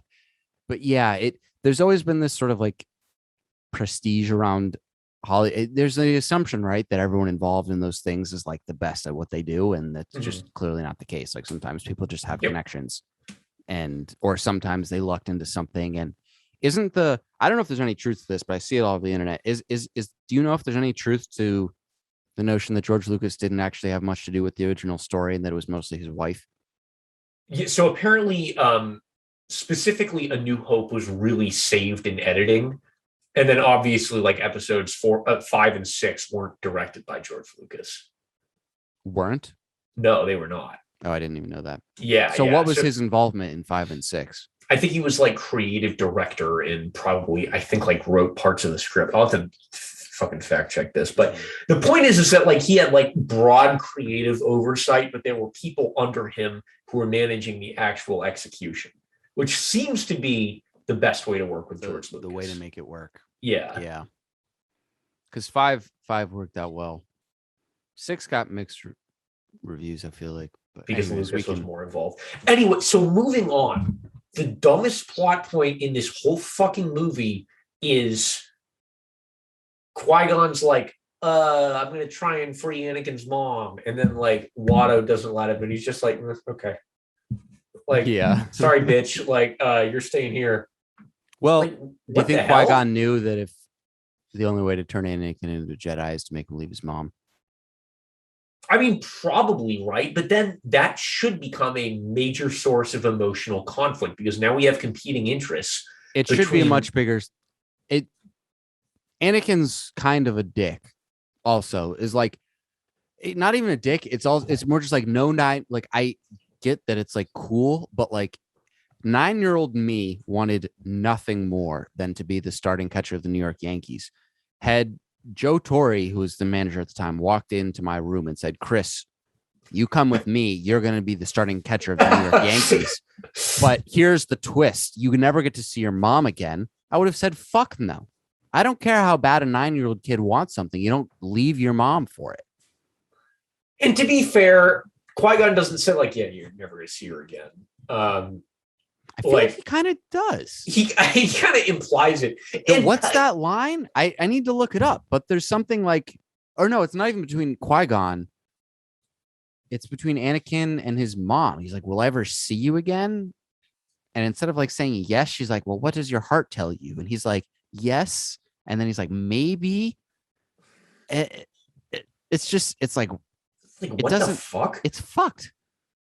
And like and again, the most mind-blowing part is it's such an easy fix. It's such an easy character moment to kill the mom. And then his motivation is to avenge like her. I know it's trite and it's overdone, and we can talk about like using women as plot objects or whatever. But she's still just a plot object. She is just a plot object. She brings nothing to the film. Shmi Skywalker is not written with any kind of real characterization. You don't name a character Shmi if you think she has any importance. Any like kind of agency or anything. And it's such an easy moment to just kill the mom. Like kill her. And it's like, oh God, it's such an easy inflection point. It immediately, like, why does Anakin want to be a Jedi? Because they're cool, I guess. Like they seem pretty cool. Obviously, like you could even have Maul kill her in like Crossfire or some shit. Like you could come up with any. I mean, I like your terrorist thing the best, but you could come up with any number of way. Or she could just like die from cancer or some shit. I don't know. I feel like that's kind of lame, and I actually I don't know, but there needs to be a compelling force that's like, I love the idea of she gets killed and Obi-Wan and Qui-Gon fail to stop it. And now Anakin has motivation to become a stronger Jedi than either of them ever were. Yeah. And if it was done really well, there would be some sort of thing that could be twisted as manipulation where Qui-Gon and Obi-Wan weren't fully open with Anakin about how his mom actually died. Or they painted the events like he didn't witness it or something, and they painted it in such a way that they did everything they could. And like somehow he discovers that that's not fully true. And it helps his motivation in turning on them. And that could be a major plot point in episode 2, potentially. That might, maybe. It doesn't have to be a big thing, but there's like so many directions with it you could go. Because it doesn't, in episode 3, the last time Anakin and Obi-Wan see each other before Anakin turns, they have a genuinely very, like their most positive interaction of like possibly the whole prequel series. Like it's a very positive, healthy, loving interaction. And then Anakin just goes, and it doesn't. I mean, I guess that builds up to some of the whatever, we're getting ahead of ourselves, but it builds up to some of the pain in the Obi-Wan and Anakin fight. But there's no, it's. I guess you can kind of believe it, but also Padme is like a lame enough character that it's hard to like fully get behind everything. I don't know. You could have done a lot more to make his turn believable and also feel much more justified, because it didn't. His whole like, there's the meme of the back and forth with him and Obi-Wan on Mustafar before they start fighting. From my point of view, the Jedi are you. Yeah, like you could have done so many things to create this back and forth where there's genuine, like, you could have set up a situation in which you can see that from Obi-Wan's character's perspective and Anakin's character's perspective, they both had no choice but to be where they are and fight each other. Given the way things turned out, Anakin just seems like an emo loser.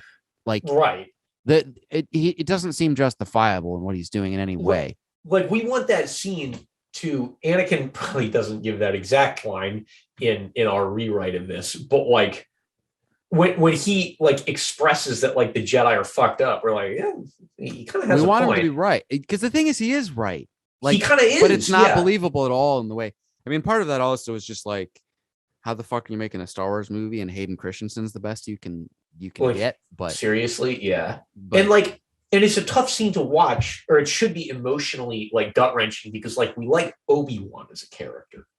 Right. I mean, necessarily. I think he's kind of universally agreed as like the highlight of the prequels, right? Is Ewan McGregor's characterization of Obi-Wan. Even in episode 1, Obi-Wan is seemingly the only character who's given any real characterization. He makes some like deadpan snarks. He's like clearly like respectful of Qui-Gon, but like also. But he's also like, you can see that he's still young. Like he makes. Like it's growing Obi-Wan, but he also questions. His questioning of a lot of Qui-Gon's decisions are things that we're all thinking of as in the audience. Right. So it immediately, like Obi-Wan, I think Obi-Wan, there should really be 2 main characters of this movie. Is from the jump, Obi-Wan is our audience insert, right? Maybe he's been trained by Qui-Gon. This is like his first Also, real Qui-Gon doesn't need to mission. exist. We can just throw that out there too, because the original trilogy, like, it's implied that Yoda's his master. Like, I mean, and not to say that Qui-Gon needs to go. He's certainly the furthest thing from the issue, but his character being more important than Obi-Wan's in that movie is detrimental to the movie. Like, Obi-Wan should have had more screen time than Qui-Gon.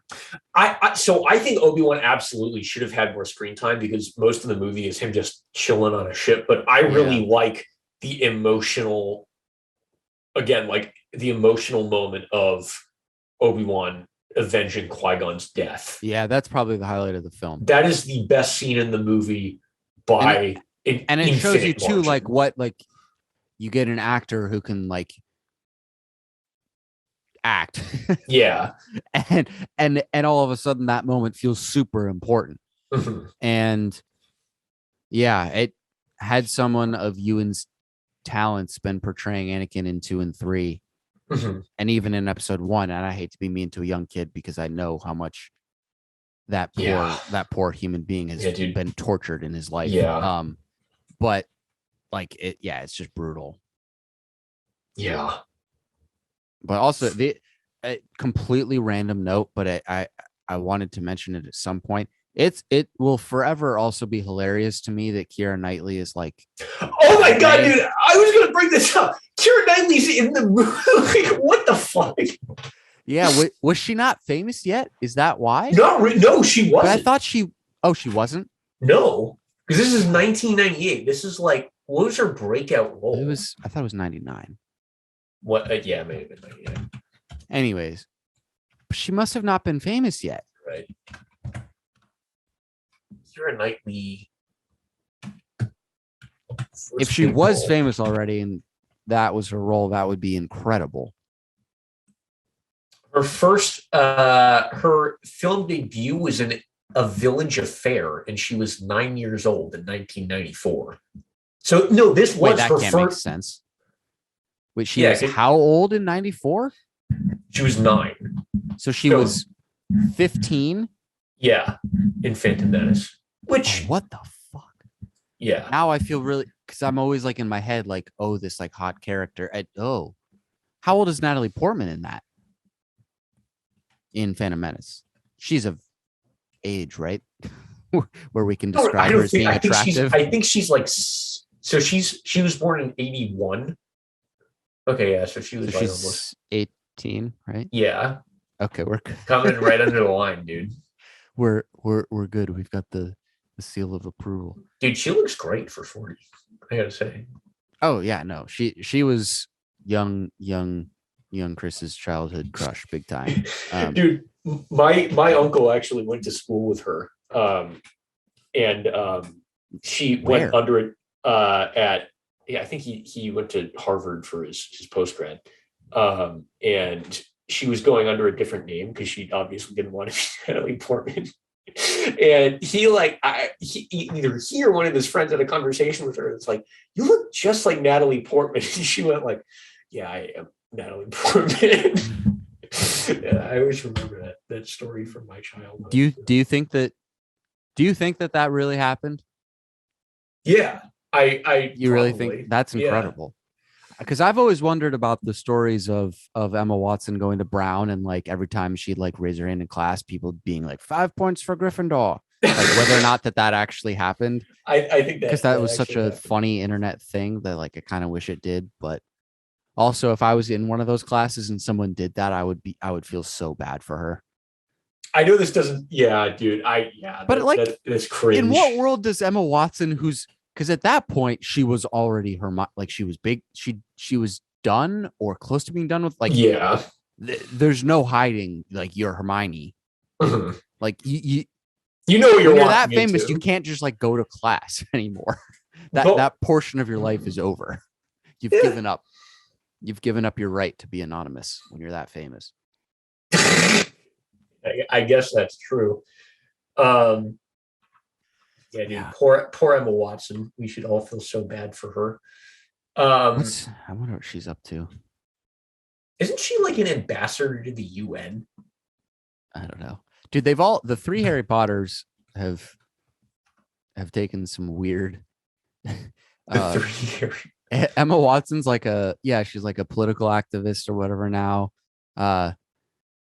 What's Harry's name? Daniel something Radcliffe. He's he's really into like acting in like weird movies now. Like that's what he's into. Honestly, respect. Yeah, like he doesn't want to be in any like big things. Like he wants to make just super weird shit. And then Rupert Grint is like working in like a food truck, right? I don't know if he's still doing that, but that was his plan when it was done. Like he went to work in like a food truck around the UK. Mm-hmm. Dude, good for him. Really though? Like I feel I don't know. You're Ron. I don't know. Like to be fair, Ron's character got fucking neutered in the movies, dude.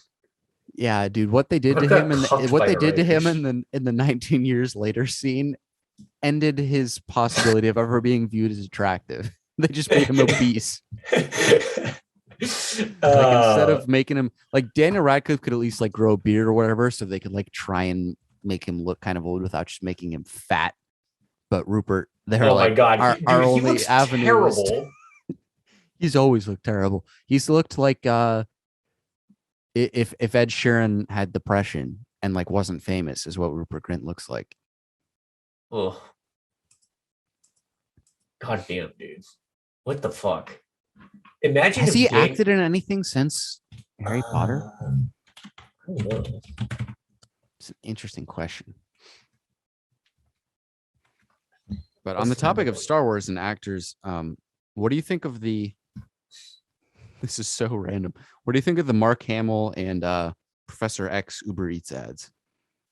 I haven't seen any of them. You haven't seen any of those all over TV? No. I feel like I see that every other ad on TV. Yeah, dude, I don't watch TV because I'm elite. That or Lil Nas X and Elton John in the new Uber Eats ads. Those I actually like. I think those are funny. Dude, I'm pretty disconnected from the culture, so you're gonna have to show me these things. you don't watch television? You just watch YouTube? You fucking nerd. Yeah, dude. And I read. And I gaze into the void. I try and read a little bit. I like want to be the kind of person who reads, but I can like never fully commit. Dude, you gotta speed run Dune before we possibly see it Saturday. Yeah. Oh well, that's not gonna happen. I almost want to go in blind. I feel like I might enjoy it more. Because what if I read the book and I like fall in love and then the movie's like average? I don't know. Hopefully. I feel like if I read the book, there's no way I'll enjoy the movie as much.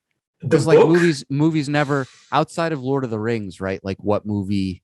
Actually, no, the Harry Potter movies too. I would throw in that category as being on par or better than the books. But I don't know. That's a whole nother interesting debate. But like that's so rare, right? Like there's people love the book, from what I understand. Like people are into that kind of like book, like love that. Well, Dune is weird. So I got about halfway through, which is fine because the movie is actually only the first half of the book. So be prepared for a cliffhanger, by the way. So there's going to be a sequel. Well, if the movie makes enough money, there will be a sequel. It's going to make enough money, dude. I hope it makes enough money. Timothée. It's got Timothée Chalamet, the most attractive man in the world. He is the most attractive man in the world. And the most attractive woman, Zendaya. And yeah, I wish she was, but she's just not. And the most attractive DILF in the world, Oscar Isaac. So, this is just a winning combination all around. There's no way he's more of a DILF than Momoa. No, I think he is. Dude. I think Oscar Isaac has bigger daddy energy than Jason Momoa. But Oscar Isaac is topped by Pedro Pascal. That's true. Dude, Oscar Isaac is going to be Solid Snake in the Metal Gear movie. Wait, is that a video game? Yeah, it's a video game that they're making into a movie. Wait, did you see what's the movie with the guy from Crazy Rich Asians that's a video game? Or no, it's a comic, like G.I. Joe or something. They made into a movie. Oh, Snake Eyes? With Henry Golding, right? I think so. I haven't seen it. I remember seeing ads for that with the Noah, and he was like pumped to go see it. And I was like, what dude? Like, you make fun of like kids. Like this looks like a kids movie to me. Like Yeah. it looks. I can tell by the ad that it's basically essentially just like a bad Marvel movie. Yes. Yeah. Noah's fucking double standards for movies is so stupid, dude. Like he hates animated movies because they're for kids. But then like shit like that gets Dude, he Noah also loved Loki, by the way. He loved Loki. that is a fucking But that show was fucking incredible. So is it actually good? I I'm kind of over the Marvel stuff, but is it no, actually dude, you good? gotta it's worth it for Loki. Look, it's so fucking it. I'm giving him shit, but like it's fucking incredible. Oh, what's his name? Owen Wilson's character is like possibly the best character to have ever been introduced to the MCU. Wow. Wow. Dude, I rewatched Cars like fairly recently, and I totally forgot that, that Owen Wilson is Lightning McQueen. It's so funny, dude. Yeah. Dude, Cars is an incredible, like that trilogy's existence is remarkable.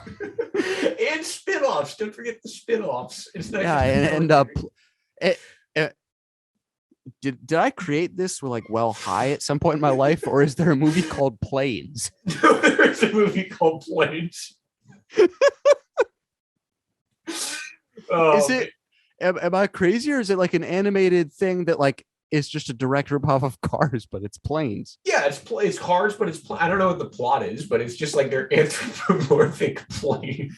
I think we should do a full breakdown of Planes. It is a weird artistic choice that they gave the female planes boobs. I thought that was strange. No way. They make a major point about how the female planes have boobs. 2013 comedy adventure. And Dusty is a small town plane who dreams of one day competing as a high flying air racer. This is Cars. No, because however, poor Dusty has two strikes against him. He's not built for racing, and he's terribly afraid of heights. To achieve his dream, Dusty turns to naval aviator Skipper. Skipper helps Dusty qualify to take on Rip Slinger, the race circuit's defending champion. Dusty's courage faces the ultimate test as he takes aim at heights he never dreamed were possible. Oh, incredible. And a solid 25% on Rotten Tomatoes. Oh, this is available on Disney Plus. Oh, boy. That might be worth it. I don't know. Dude, the audience reviews are like all 5-star. What? Are you? I like this movie a lot, maybe more than Cars. I'm probably going to get some hate for saying that, though. It's all about the underdog, and the characters are great. All right. Planes. How is that real? Speaking of things which, like, how did they get the green light? To do Planes? Because Cars made a shitload of money. But Cars had Owen Wilson and Label the Cable Guy. That's true. Is Larry the Cable Guy like famous? Like I don't really know anything. Yeah, about he is, but like only Guy. amongst like Southern people, I think. Oh, okay. Like outside of the context of Cars. Like I think only us like intellectuals up north only know him because of Cars. Wait, okay. Paul Newman was Doc? Oh yeah, that's right. I was gonna say there was some dead guy. Hell? See? I think I could be wrong about this, but I think that might be one of Paul Newman's last roles. Let's go to his IMDb. Wait, what did I just say? Did I skip the D? Did I say IMB? No, it's Road to Perdition. All right, never mind. It's his.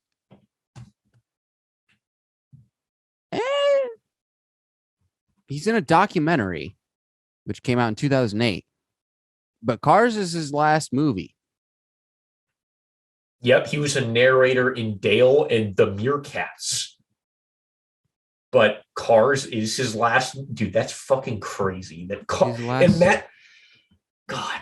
imagine being Paul Newman, but also he made Numenos. So imagine living in a fucking household where it wasn't. You got Oreos and some Numenos. No, it wasn't even. No, my mom likes Oreos so much that we did have Oreos sometimes growing up. It was we weren't allowed to have Fig Newtons. We only were allowed to have Fig Newmans. That's what was killer. Yeah, because What's the Fig Newmans? Fig Newtons are such a great snack that you just have to get name brand. I mean, obviously. Yeah. Is there a notable difference between Fig Newtons and Fig Newmans? Yeah, Fig Newtons are fucking like taste good. They taste like candy, and Fig Newman like tastes like a healthy snack. It's shit. Oh no. Yeah, like if you're gonna make something that's dessert, make it taste good. Like I'm so sick of healthy desserts. Like if shit's meant to taste good, like I don't care about the macros. Like just make it fucking taste good. Like there's all sorts of healthy shit I can eat. I would so much rather go through life eating mostly healthy shit and then every once in a while, like be like, all right, I deserve something unhealthy, than like constantly be eating like healthy versions of shit that's supposed to, like, yeah, it's like, miserable. Why fucking bother, dude? Yeah, it's like the quest barification of healthy foods. Yeah, why? Where it just like why tastes are we like making? shit. This is my like. I want Cape Cod chips to like dominate the world, but like, get rid of your 40% reduced fat chip, dude. Like, the whole point of a potato chip is that it's fat. It's fat. That's what makes it fat and salt. And fat it tastes and salt. good. Yep. Don't be reducing that. Same with my sour cream. I don't want that shit to be like a third fat free or whatever. Which doesn't even make any sense. The wording of that. Yeah, honestly. Fat. It's fat free or it's not. There's no in between. There's reduced fat, but you know what doesn't make any sense either too is the whole, I'm sure it does, but I've never been able to think my way through it. Like, how does milk go from no fat to 1%, which is a very small amount, to 2% to whole, which is in theory 100%, right? No, it's actually 3%. Whole milk is roughly just 3%. Not whole. That's not in the then the scale. The scale is inaccurate because not if you define 3% as the whole. No, but that doesn't. No, because think about it. So I mean, what would they call 2% milk? Would they call it like 50%? It should be like 66%. It's 2/3 milk. Dude, your average American can't do that kind of math. But it makes sense. No, because 2% makes it seem like it's such a small amount of fat, and then whole milk seems. When you read 0, 1%, 2%, and whole, you think intuitively. My brain goes to 0, 1, 2, and 100. Yes, but your intuition is incorrect because whole is 3% milk. Well, but that. You think your average American reads whole milk and thinks 3% fat? I don't think your fucking average American thinks about it, dude. I think they're just like, whole milk is the one that tastes the best and has the most fat in it. Whole milk does taste the best. I can't believe there was a long phase of my life where I would only drink skim milk. Skim milk is gross, and I say this is it's water. It's water with a little bit of like calcium, but and I semi-regularly consume skim milk, but it is objectively not good. You know what I used to do when I first got into lifting and I was in Spain and I didn't know how to like order things on the internet. Because like Amazon didn't. Good luck trying to figure out Amazon in a foreign country. It made no sense. And like my host mom didn't order things from the internet. Like that was a foreign concept to her. So like trying to get her to help me. Anyways, now why I didn't think to like try and find like a GNC store where I was living and like buy protein powder doesn't make any sense to me. Like that thought didn't occur to me. But when I got super into lifting for the first time was when I was studying abroad in Spain, and I felt like the only way I could get protein, like a protein shake in me post workout, was to just go buy milk. And so I would go buy like a half gallon of milk post workout and just chug it.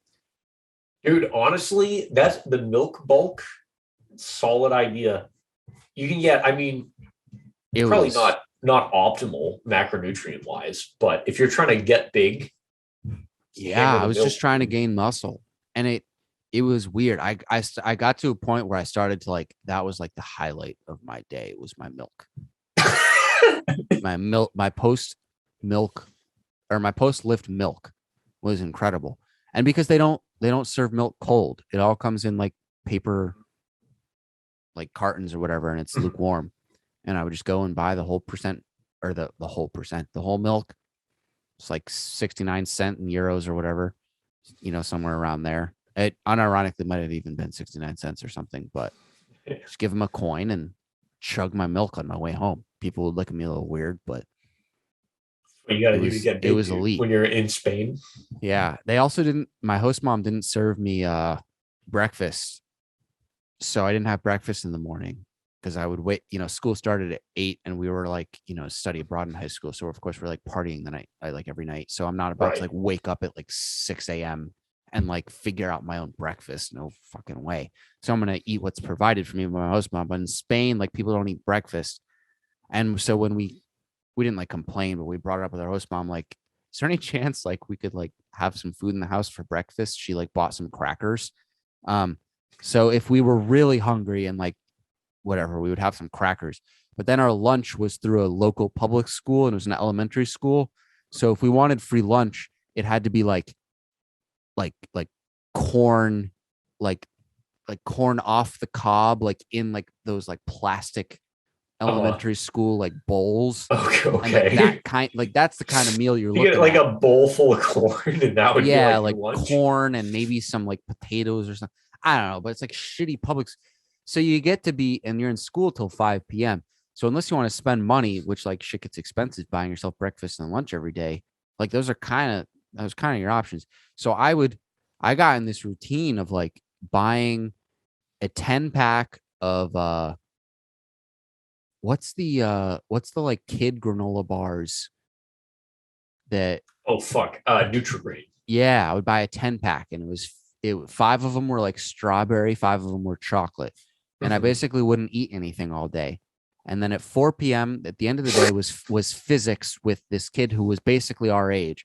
I don't know how the hell he got the job, but he was teaching our physics at the end of the day. So 4 p.m. would come, and I would wolf down 10 Nutri-Grain bars. I would go to the gym, lift my ass off, and then I would chug a half gallon of milk on my way back to the house in order to be served a dinner, which like once a week was phenomenal because the host mom would make the shit that's like mostly potato, and it's got a name that like when we say it in the US means something totally different. Tortilla, I think is what but it was like a whole meal. I don't know. Anyways, but most of the time I hated what she made. So basically my nutrition while I was bulking for 3 months was 10 Nutri-Grain bars and a half gallon of milk. And that was bad. And then beer. And then beer. Oh yeah. Man. How much beer? What I would give to go back to a point in my life where not once did I question whether this was healthy for me. It never even occurred to me to question like what I would give. I'm not sure I had a vegetable. You had the corn. Maybe. No, dude, we gave up. We stopped going, dude. It was so brutal. We would go to this restaurant that had these incredible burgers, and like most of the time we were like, dude, we don't have the money for this, but like once a week or twice a week we would get these burgers that came with eggs on them for lunch, and it was incredible. But yeah, most of the time it was like going to this restaurant, like getting some water because we couldn't afford to like pay for a meal, and then go back to school and hang out with our teacher who was 27 years old and engaged and fucking one of the high school students with us. So it was a pretty incredible dynamic. Yeah. I've got the audio of that, by the way. Is that legal? Oh, yeah. Oh, yeah. No. Yeah. Not, I mean, I don't know what the laws are over there. Maybe it was, but from the perspective of she was in theory an employee of where I went to high school. And I don't know. I don't know. She was an employee or a student? She was an employee. She was teaching. She was our bio teacher. Oh, okay. Or like our like science. Basically, we were taking in theory. We were taking all of our classes that we otherwise would have been taking at school, and like the assignments, like the homework assignments were getting sent to us. And then like the school hired tutors from the area to like help us do the homework. So instead of getting any lessons, we would just be sent the homework assignments and would like sit down one-on-one and have like a tutor help us do it. So we never actually had any like lectures or lessons or anything. It was just like kind of, but we had a few like specific courses like to the area, like Spanish art history or whatever. But yeah, they hired these 2 young people. One was like a 22-year-old like physics PhD or whatever the equivalent is student over there who would help us with like our math and physics. And the other was this like, she might have even been 29. She was either 27 or 29. And I don't know what made her qualified, but she was teaching like bio and chem. And she was engaged. But yeah, there was a 17-year-old who worked his way into that. So it was a fun time. Fuck, dude. Yeah, back when it was cool. My junior year of high school. You think you peaked then? Oh yeah. By a mile. Honestly, dude, it's probably the diet. You've become too neurotic now. You need to go back to just 10 Nutrigrain bars and half a gallon of milk every day, and then just get hammered. Yeah. Yeah, what an incredible time. There were two girls from Italy too living with us the whole time, and we like couldn't really communicate with them. But what we would do at dinner is we would like share like swear words, like our English version and their Italian version, and they would be like, and we'd like laugh. And then like every once in a while, the host mom would come out and be like, bad language, like, or whatever in Spanish. Because she didn't, I'm not even sure she was offended by the language as much as she only wanted us to be speaking Spanish in the house. Right. What an incredible time. Truly.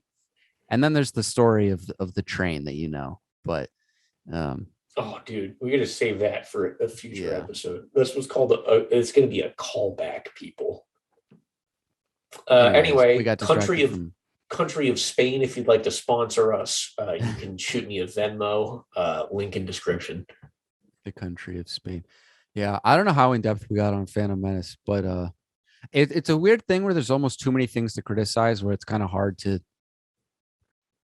It's like hard to pick a few to like focus in on because you want to get super critical about a lot of things.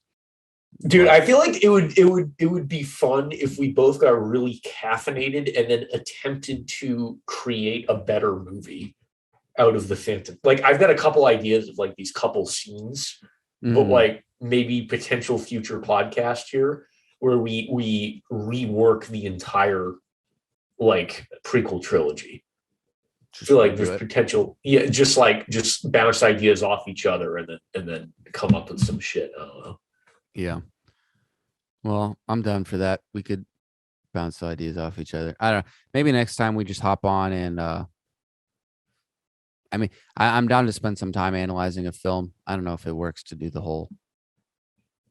Well, we'll see. We'll just figure it out as we go. Fuck it. If we get lost in the weeds, who really gives a fuck? I mean, like, the point of this is just we're just riffing. We're doing it for us. Who the fuck cares about it? Yeah, exactly. So who wants to, we need listeners because we need the money, but we don't give a fuck about. Right. I mean, like we are broke. So please give us money. All the money. Yeah, and you can send our Patreon can be found at Chris, insert a link here. Thank you. So we really appreciate the support, guys.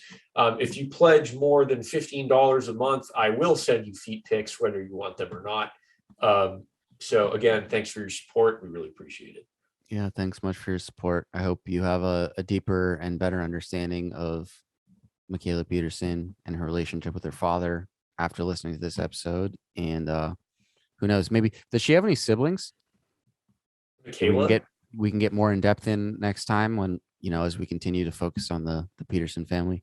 I kind of prefer that we just focus on her because it's kind of like I'm not saying it's like a crush. It's like a or mommy issues, but it definitely is both of those for me personally. Oh my gosh. When you Google her, that first photo that comes up. Dude, Michaela Peterson. Are you seeing the first photo I'm coming up where it's a link to a tweet and it's her wearing pink? Yeah. Wow. Is that what the carnivore diet gets you? I mean, she looks pretty good. Honestly, dude, her head looks way too big for her body. She looks like she's like she looks like she's like 4'6" tall. Yeah, dude. There are certain photos where she gives off like Chelsea Clinton, like born into a political family and like there's shit just like wrong. Some of these photos, like a lot of them just don't, like sometimes they just don't even look like the same human being. It's the bangs.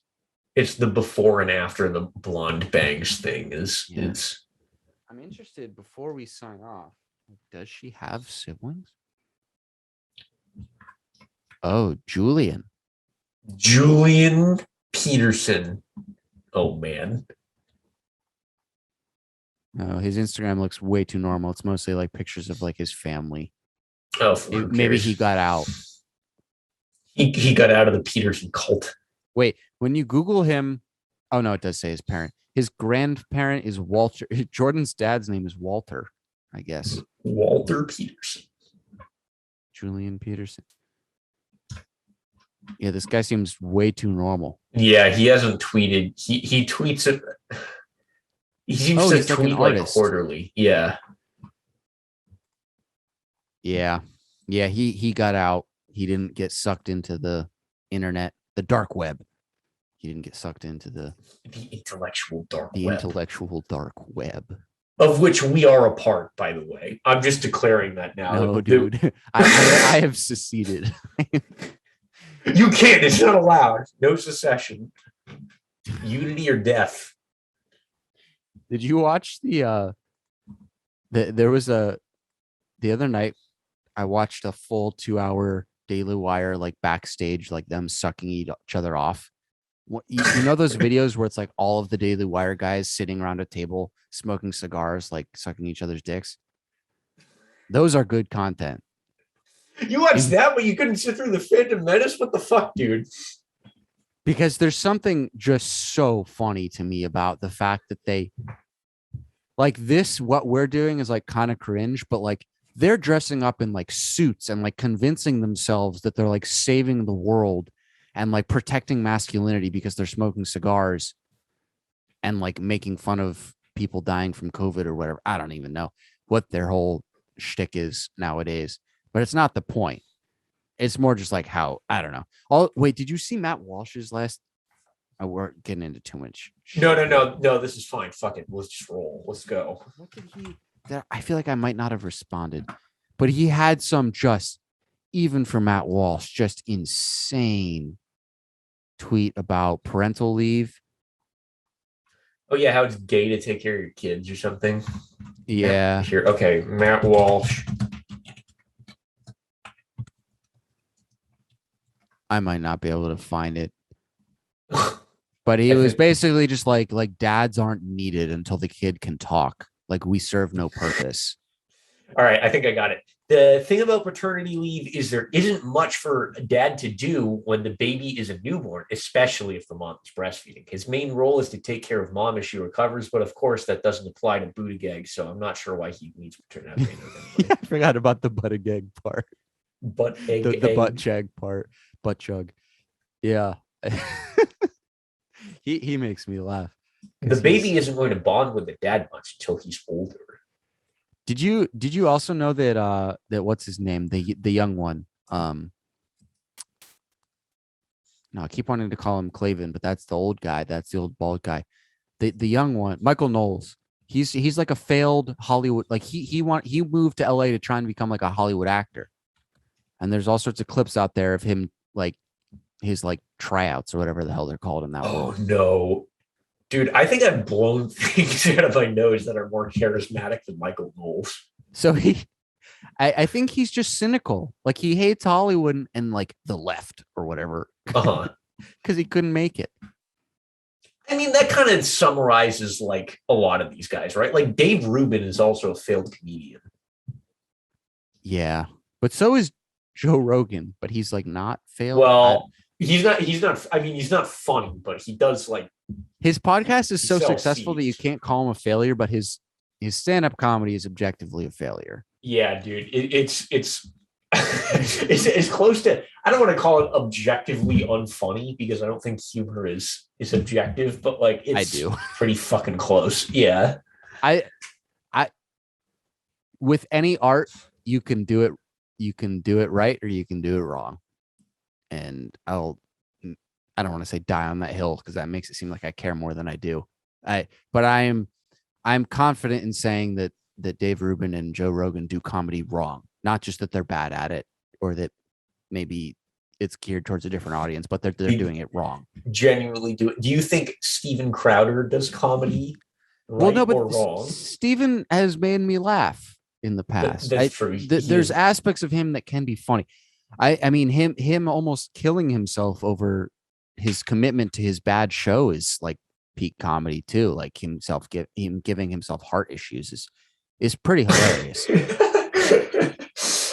Unintentionally, yes, but it is quite funny.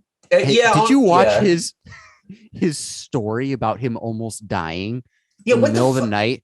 And what the fuck was that about? He made it like 8 hours of not breathing, and then finally was like, all right, I'll call my dad and go to the hospital. But he's like telling this story. He's like, all right, like I spent my night like trying to come to peace with death. Like, dude, call 911.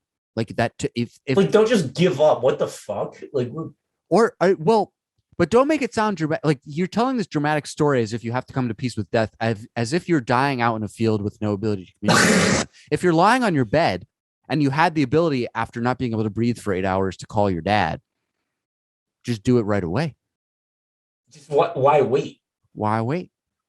Just go to the hospital instead of sitting there and potentially dying. Imagine how funny that would be if he martyred himself for absolutely no reason. Absolutely nothing. People, if he died, the intellectual community would forget about him in like 3 months. Maybe not even. I think the idea that the intellectual community like takes Crowder seriously is... Yeah, we're past that, aren't we? There was a time where we like the intellectual community or the intellectual dark web. Like well, us. They've got an intellectual in the name. They must be intellectuals. They must be. I don't know. There was a time I took him seriously. Yeah, well, we were all 17 once. Nah, dude, that was me like freshman and sophomore year of college. What do you think? What broke your illusion that you should take him seriously? Unironically, I think the largest part was getting a girlfriend for the first time and like talking to a girl and like realizing like, oh shit, like maybe being a fucking like an angry incel is like not the path. The path for me. Yeah, like connecting with someone who wasn't like an angry. Like I was angry because of my fear of like socializing, and then I like kind of broke out of that, and that was all it took was to be like, oh no, this is dumb. Like this is not for me. Getting lost in the YouTube, whatever. But anyways, ugh. All right. Well, let's wrap this shit up. Thanks for listening, everyone. Please support us. So that one day we can get laid. Hit the subscribe button. Hit that, smash that Patreon, give us money button. I don't give a fuck about the likes, dude. Just I only care about the money. No, but you need the likes in order to get the people who have the money. I don't care. I want to directly go to those people. We're gonna actually we want the money with no listeners because we don't want anyone to know how dumb we're just going to fund this like a non-profit where I just like file for grants.